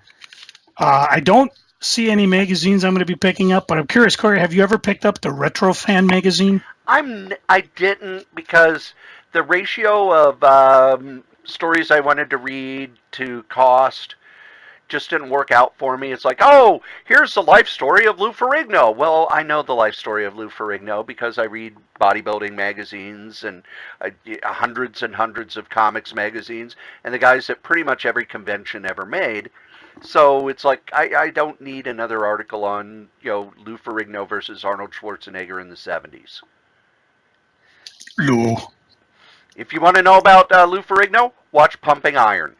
By the way, when you watch Pumping Iron, you'll see what an asshole Arnold Schwarzenegger is. They say asshole, but I also know at the time he went against Lou. This was between the Conan movies. And No, this is before that. Pumping Iron was 1978. But again, if you read Arnold's book, you'll also realize how the previous bodybuilders were assholes to him. Oh, yeah. It was all part of winning the game. And he basically gave Lou a schooling in bodybuilding that previous bodybuilders had given to Arnold. It was all about the showmanship, not necessarily the best muscles. So, yeah, he was, and he'll even admit it, but that's just part of how it works. That would never happen in comic books, would it? No. Oh. The last book I'm going to point out is actually a novel. What? You mean you read? Yes. That's utterly amazing. On page 330. Hold on. That's a problem when you record in the middle of the afternoon. People just call and interrupt. I don't know. You don't hear me. You don't hear me picking up my phone. You don't even hear the cha-ching of eBay sales. I did one of those things I do. One time my son was here because he'd had a bad day at work and he's sitting and my phone rings. So I pick it up and I go, I don't know anybody in fucking South Dakota. Put the phone down. He couldn't stop laughing.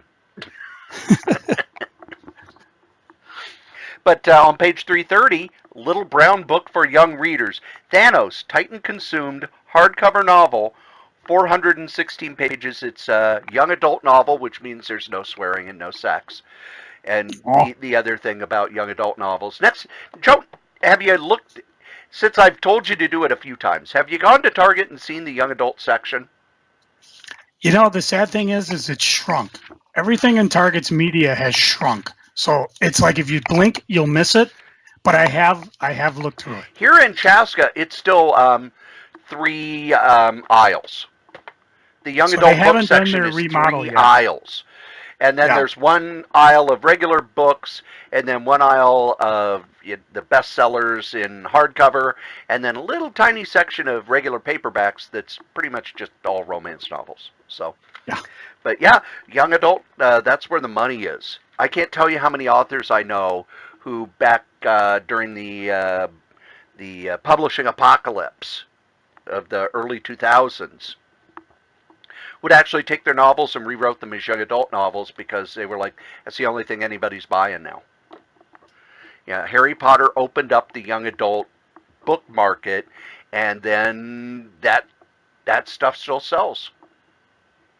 So that was what I had for previews. Did you have anything else in previews, Joe? There was something I was going to point out on 389, talking about previously books that if you're looking to flip. Verotic. Morella presents Verotic Returns Special Number 1 by Glenn Danzig, who, as everybody who, if you know him from rock music, this is the type of stuff that his fans may not pick up right away, that it's even out. But if you picked up a copy or two, you could probably flip it on eBay right away. It doesn't even have to be sex. When Steve Ditko was publishing his books, what were they called? A21, A22? Yeah. I picked those up out of previews because not a lot of people realized they were being published. And I picked them up, I read them. Not my thing, but, we've talked about, how we feel about Ditko when he passed away. Put it on eBay, it sold right away because it's not something that a lot of comic shops picked up. So, again, I don't know how you say seller beware, but, buyer beware is the big one. But this is just things in the past I've had success on the eBays with. Anything else for you, Mr. Strode? Nope. But I know who would like some of your money. Me. We already talked about your eBay. Oh, no, it's sorry. These guys, our sponsors.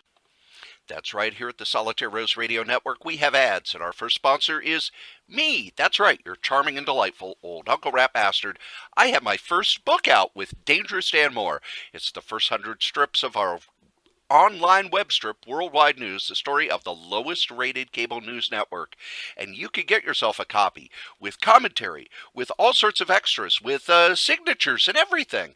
Just email Dan over at lordshadowflame@gmail.com. Our top sponsor, who's been with us since day one, is DreamHost. DreamHost.com. You need yourself a website, and DreamHost.com is the #1 web host in the whole known universe. Just head over to DreamHost.com, put in the code KRAYZ, KRAYZ, get $20 off your first year. How can you beat that? Our other sponsor is Graze, GRAZE.com. Healthy snacks for a healthy lifestyle. Just head over to Graze, put in the code CORYS3R5P. Your first and fifth box are free. You can get them weekly. You can get them bi-weekly. You can get them monthly. You just order a whole bunch of them. It's great stuff to keep you away from the vending machine at work. Now, if you would like to leave a comment for any of the podcasts that we do, we'd love those. Go ahead and email us at solitairerosenetwork@gmail.com, or you can call 952-856-0519. Operators are standing by. Okay, it's just a place that we'll record your calls, but we'll play them on the air. We'll answer your questions. We love getting feedback. Tell us what you think. Ask a question. Suggest a topic. Be a guest. Send us your stuff. SolitaireRoseNetwork@gmail.com. If you would like to advertise on any of the Solitaire Rose radio shows, you can. Just email us at SolitaireRoseNetwork@gmail.com. Subject advertising. Thanks. And yeah, we're not doing the eBay, right? No, I kind of talked a lot about eBay. It's crazy. KRAYZ. Either use the link that Cory just gave you, or just go to eBay and look for me. And now we get to my favorite part of the show. No, not where I spend 20 minutes talking about my love of Diet Dr. Pepper. Well, I thought when you were talking about bodybuilding, you were talking, here's how you get in shape by moving your omnibuses once a day.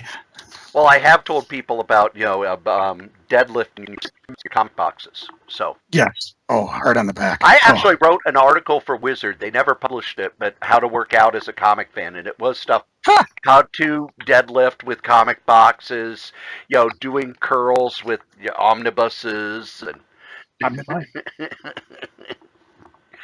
but no, it's freaking and geeking. Joe, what are you freaking on? I have a friend getting married in a couple weeks, and I cannot get off the day he's getting married. Part of the problem is, I'm union. I've got, we do seniority forbidding, blah, blah, blah. The people ahead of me are younger than me. They have a lock on every fucking weekend until I retire. So for the next 7 years, I will not be able to get a weekend off because these guys constantly have a lock on it. So you'd think, hey, could you give up one of the weekends? No, they can't. Sometimes it's, they call back, so I'll be with my spouse that day. Whatever, you could have at least waited a half hour before you call back. You have to call back in 2 minutes. So I'm kind of pissed off about that. And I made enough noise where I'm not just going to take a sick day and go. One guy, let me get back to you. It's like, well, unfortunately, I needed to, let the person know if I was coming to the wedding so they could order the food for the wedding and all that other fun stuff. So I'm a little miffed about that. I mean, it's just the way things are. That's just the way it is. I mean, I'm never going to get a weekend off again, but when I go to try to get a weekend, it's damn near fucking impossible to do. So I'm kind of bummed about that. That's really about it. Anything for you, Cory? What's got you freaking in? The main thing that's got me freaking out is I had a car accident earlier today. I was on my way to work. I was turning left, and a motorcycle turned in front of me. And my car, just the bumper is no good. But the car still runs. Everything looks fine. Bumper's replaceable. Were you hurt? I was not hurt. Airbags didn't go off. I was only going between 10 and 20 miles an hour, but the cyclist was hurt. And that is really sort of freaking me out. But the other thing is, I want to remind people, and I see this all the time, motorcycles are always trying to race ahead of things. I can't tell you how many times I'm sitting in traffic and there's a motorcycle weaving in and out and going around. If you're on a motorcycle, you're not protected. You may have a helmet, but you're not protected. Be extra careful out there because, especially if you're in one of those where you're hunkered down and everything, you might be hard to see. We had a client at the group home because, I've got family members who are, motorcyclists, and they're, the government shouldn't make you wear helmets, da-da-da-da-da-da-da. It's none of the government's business. And there was one time my brother-in-law was going on and on and on about it, and I just said, well, I can see your point. But one of the clients we have at the group home was in a motorcycle accident without her helmet at age 18. She has been in a wheelchair ever since. She's nonverbal because she had traumatic brain injury. And we, as taxpayers, have been taking care of her. And she's in her late 50s now. She will probably live to be in her 60s or 70s. And one of the reasons the government said, hey, maybe you should wear helmets, we're going to put a law in place, is so they could cut down on the number of people who are getting traumatic brain injuries and need to be taken care of for their whole life. Not to mention, it is the government that's going to scrape your fucking head off the pavement. Yeah. By, the first responders. They really enjoy that shit. But, you realize my dad was a firefighter. Yeah. So. But, I wasn't hurt in the accident at all. The other gentleman was hurt, and I'm still freaking out about it. And, I didn't have any transportation, of course, because, I had to take the car in and getting all of that. But I would have much rather have just gone into work and not had a day off today. So I hope that guy who, I hope the guy who was on the motorcycle gets well quick. And let's move on to geeking. All right, where's my geeking pile? Okay, well, I've been blabbing on and on about Archies. You want to know how I'm so damn smart? I read back issue number 107, which was a fantastic issue dealing with Archies from the groovy 70s through the big 80s. And on it, and they dealt with Sabrina, my heartthrob, Archie on TV, that Wilkins boy, Cheryl Blossom. Not only that, but also the various Archie knockoffs, which you could always tell because they had a certain, how would you say it, house style. From DC, Yeah. Binky's buddies, Debbie, Scooter from Marvel, Mad About Millie, and the new Millie the model, as well as Chili the redhead and Harvey.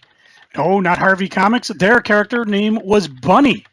And then, of course, there was, I'm just trying to wade through all of them. I mean, you had Vicky from Atlas Comics and Tipsy Teen and all that other fun stuff.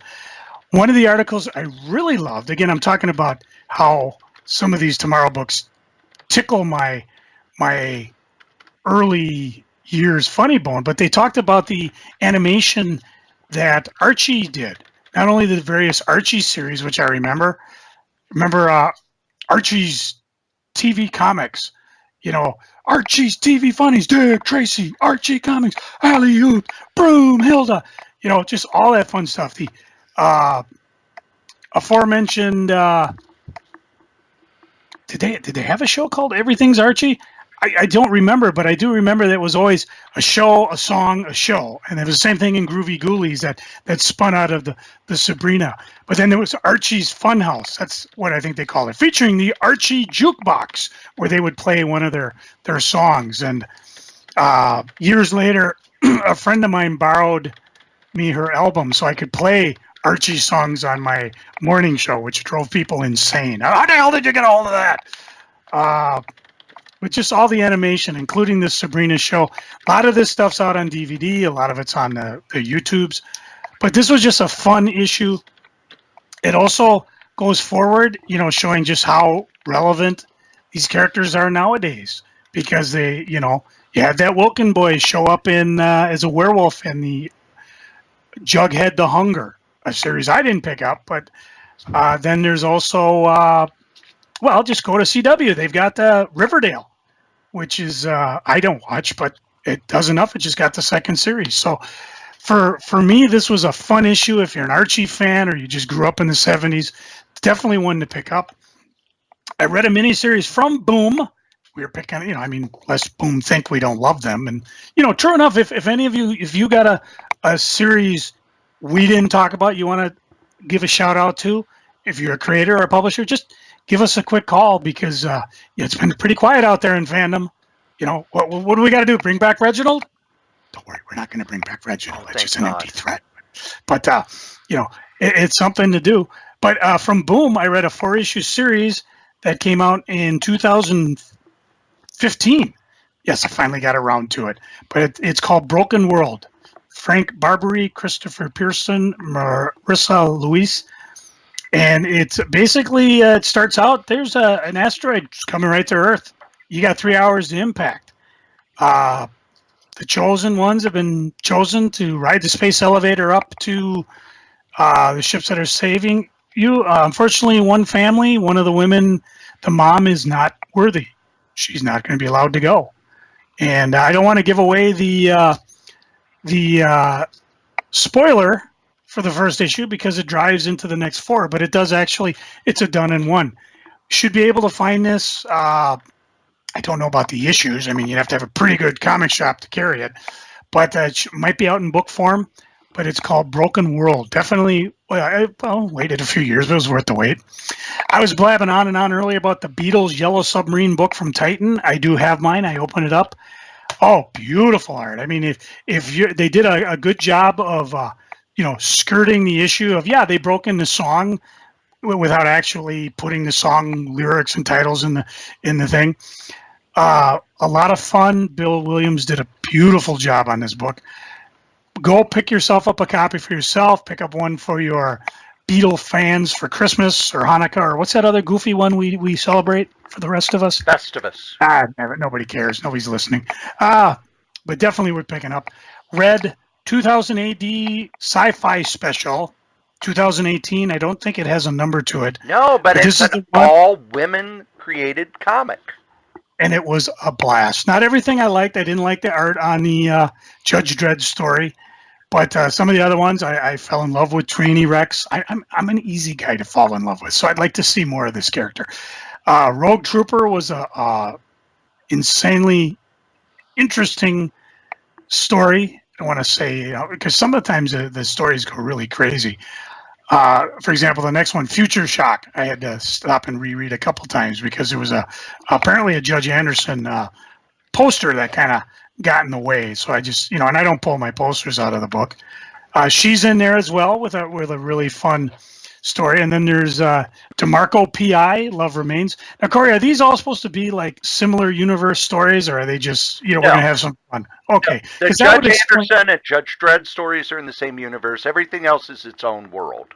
Well, I would say the DeMarco P.I. doesn't, but I can't say anymore because it would and it would ruin the ending. And of course, when you see Judge Death in his own story, yeah, that's given away. The reason I ask is Terror Tales just cracked me up in kind of a horrific way. But again, just it's out on stands for better comic stores. You should pick it up because otherwise, why would we be talking about it? I don't know if I covered Planet of the Apes Visionaries, another book that came out from Boom. See, Boom, I love you, just not this month. Planet of the Apes Visionaries, Rod Serling. It's a reimagining of the science fiction classic based on the original screenplay and unused by Rod Serling using the original 1966 makeup test. So the apes look like apes. The Ape City is not a Flintstones throwaway. It's actually a city like you and me know. There's cars, there's planes, and it's it's got skyscrapers. There's a vibrant ape culture, and Taylor is Thomas, and it's a very interesting story. One that I can't help but think Charlton Heston might have liked a little better, judging by his way he thought of Planet of the Apes. We were raving earlier, at least I was, about Jeff Johns. Book 2 of JSA came out. JSA, of course, being the Justice Society of America. And this covers issues 16 through 25. I've raved about volume 1 earlier. What was real fun about this series was him bringing in the older characters because he played the Justice Society that, well, let's just say people look up to the Justice League and the Teen Titans. They looked up to the Justice Society as the heroes they strive to be. Now, they do include some other things. They included JSA, Our World at War, which was a little different because the art wasn't done by, I can't see if I can find that page. Phil Winslade with Mike's Perkins doing the pen inks. And it was a little jarring because I had to go back and realize, they're doing Worlds at War, that crossover, and I barely remember that particular series. They did do JSA, JLA from Secret File 6, which led into the JLA, JSA Virtue and Vice, which is included in here. So you do get a lot of good reading, and I think this is it for this run, but then it came back as Justice Society of America with Jeff, or did James Robinson write it then? Either way, I hope they continue the numbering in the series because it was just a fun series. Just like the Nova, the Complete Collection, Volume 1. Volume 2 is being solicited. I mentioned it in passing, so you can pick it up now, but Volume 1 is out. And this is Dan Abnett and Andy Lanning with the Human Rocket. The first issues cover the Annihilation Nova 1 through 4. They don't cover the Annihilation Conquest, which was not only out in an omnibus, but it's also out in various other books. But then they go 1 through 5 and Nova Annual 1, as well as material from Nova, The Origin of Richard Rider. The annual is jarring because, again, the art's different, and it doesn't really play into the storyline. They do a good job of introducing the art from Nova, The Origin of Richard Rider, because that was a one-shot where they reprinted the first Nova, the Human Rocket, way back in the 70s. And this was kind of the framing sequence around it. So that was kind of fun. So absolutely brilliant, fun stuff. Did I mention, Cory, I rediscovered a band called Bowling for Soup? I think you did last week, but Yeah, and I got their album finally, and I've ordered a few more. So what got me going was the Gilligan's Island theme, because they did a special video when TBS did a program where they toss people on an island and call it the real new Gilligan's Island. But yeah, if I didn't mention it, a lot of fun there. And I got together with my daughter Dana, and she went down to our one of our favorite independent bookstores called Subtext Books, located at 6 West 5th Street, downtown St. Paul. And she went down there because she picked up a bunch of books that she pre-ordered. And Subtext Books has an interesting plan. It's basically they'll track your book sales, and at every 10th book, they basically average out the price of the books you bought, and then they'll give you that towards your 11th book. And Dana did it. He wanted to go there because she hit her 10th book and had a bunch to pick up. I browsed around, and I settled on a book called Ask a North Korean by Daniel Tudor. It's based on his blog, Ask a North Korean. Defectors talk about their lives inside the world's most secretive nation. And I have talked in the past at length about how fascinated I am about North Korea, mainly because it's so secretive, and the fact that I think we'll probably still have a war with them eventually. It's just they'll probably have to fire the first shot, which will be nuclear. But this is just, from people who defected, and you get the people asked, and you get the authentic voices and true testimonies of people that lived in North Korea, not necessarily what we hear about it. And I think again, I don't know what I've talked about, what I haven't, but there was Cory, did you hear the story about how, how do you say the crazy man's name? Kim Jong-un. How he killed his uncle and fed him to dogs? Yes. You know where that came from? It's probably not true. No, it isn't, because the person who talked about it, and again, this was a mini series I talked about back on, and I don't have the name of it, but it was a Spanish film team going to talk to a guy from Spain who defected, and it was on PBS. But they said they tracked it down, and it was basically somebody making a humorous blog in China. And even she was amazed that it was reported as fact. Same thing about how he strapped a guy to an anti-aircraft gun and fired it. Again, just from a goofy blog post. But we know so little of the regime that we're willing to listen to any crazy thing that comes out of it because it makes sense. Well, this I'm not saying what he's doing is any less insane, but I'm looking forward to reading this book just to see just exactly who we're playing footsie with. Speaking of PBS, I watched a couple more programs, and there was one I wanted to watch. It was a American Experience talking about a nuclear accident in 1980 in an Arkansas, whatever it was in Arkansas. I don't know if it was a base or whatever. But when I went to watch it, you want to know who came up? Do you want to know who came up on my screen instead of the show about the accident? Stanley. Close. It was the final address of President Obama. That's how long this thing's been on my DVR. I preempted to run that, and I was like, "Aw." Not because I didn't watch it, but because I was like, I really wanted to read about this Arkansas accident. So I'll just have to Google it. I'm sure I'll find it.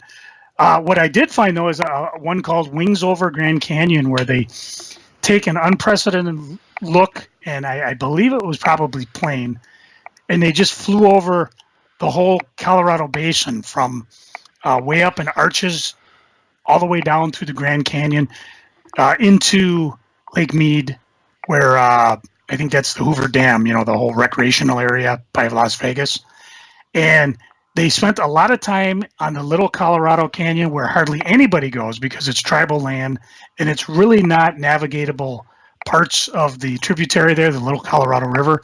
Just beautiful. I mean, you need a huge, huge screen to watch this and enjoy it. Of course, it was during pledge break when they run this stuff, because I was kind of wondering, why is a 45-minute show stretched out to an hour and a half? Well, fortunately, that's why you fast forward over the pledge break. And again, it's part of me wants to watch it because, they're talking with the guy who did the filming.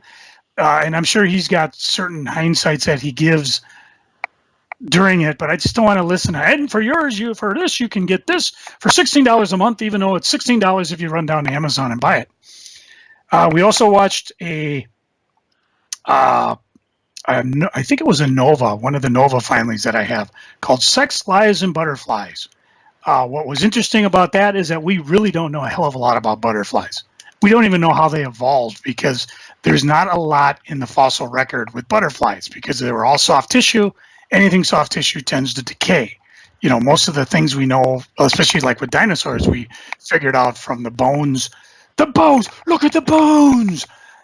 And what was even more interesting is Paul, how do you say his name? Giamatti did the narration, which I caught right away. So it was kind of a fun show.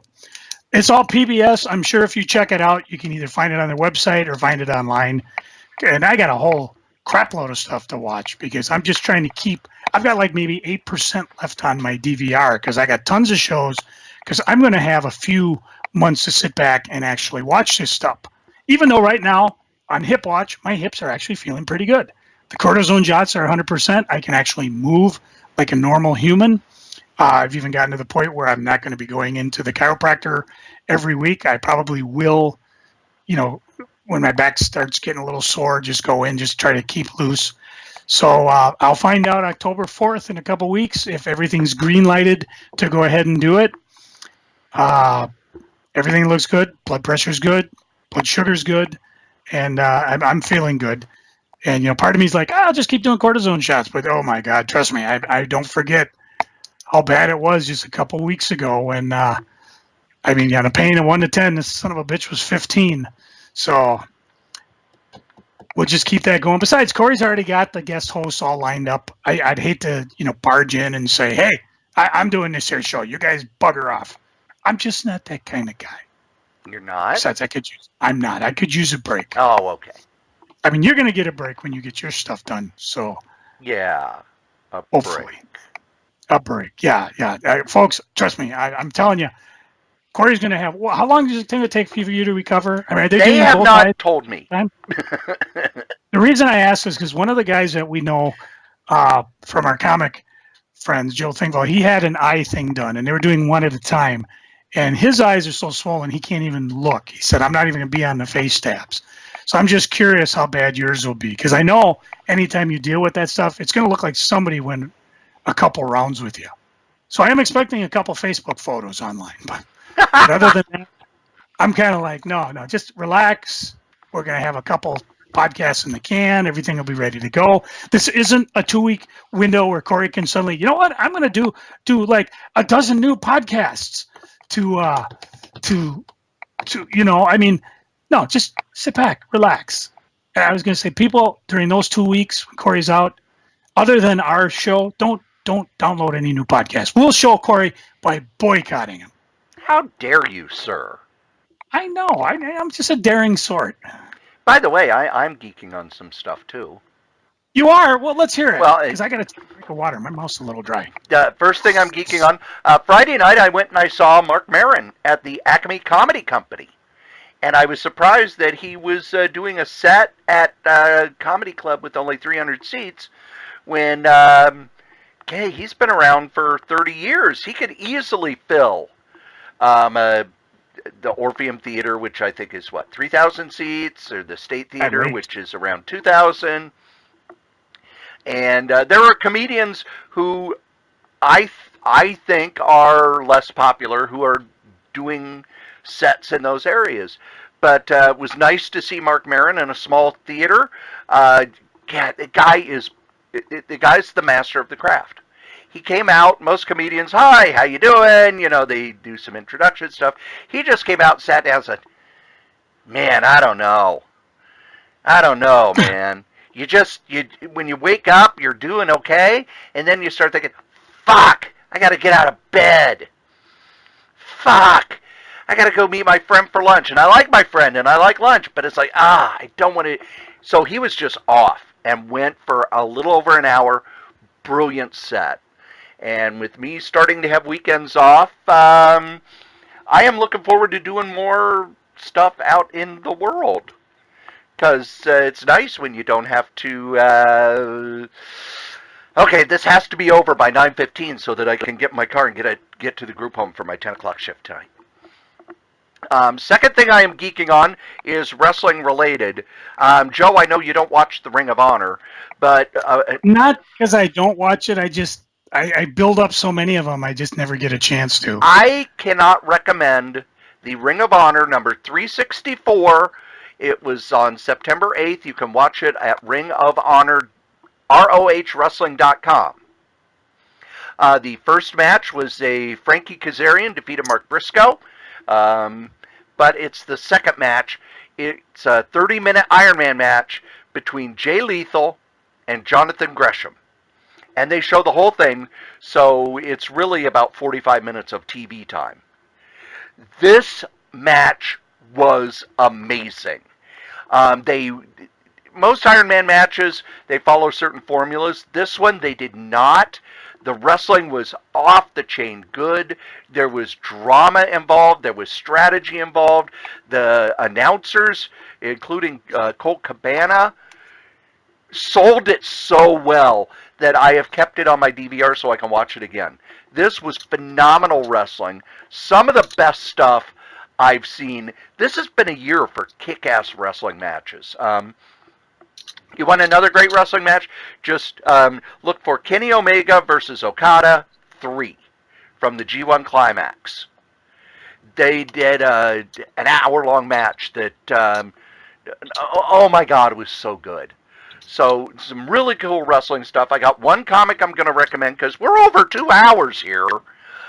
Which is more than the original one was. So see the bonus you're getting? But I picked up West Coast Avengers #1. And I'm going to be reading more #1s now that my schedule is clearing out a little bit. But I read West Coast Avengers #1, and it starts with the female Hawkeye fighting land sharks and realizing she needs help, so calling in other heroes from the area. It is a cool comic. New characters, they nail the West Coast setting. It doesn't feel like a comic set in New York City. It actually feels like a comic that would be out on the West Coast. And I love any of the stories with the two Hawkeyes. The chemistry the characters have and the way they banter with the older male Hawkeye being the mentor and Kate, the younger female Hawkeye, kind of being the student who thinks the teacher's kind of a jerk. Oh, it's so good. Really bright, fresh art. It's funny because I was seeing people online bashing it because they didn't like the logo. Because the logo looks like... And all I have to say is, look, if you're looking for a reason not to read a comic, you can always find one. But you're kind of being a douchebag there. Yeah, that's a double douche. Believe it or not, kids, you've listened to us blather on about comic books for over 2 hours. Hopefully you found something you like. And like I said, if you got something you like, drop us a note. We'd always love to hear from you. And as we say every week, the comic we like the least, we still like better than the comic that you like the most. Joe? Have you ever had one of those moments when you look up and realize that you're one of those people you see on the train talking to themselves? Mark Maron. Hit my music.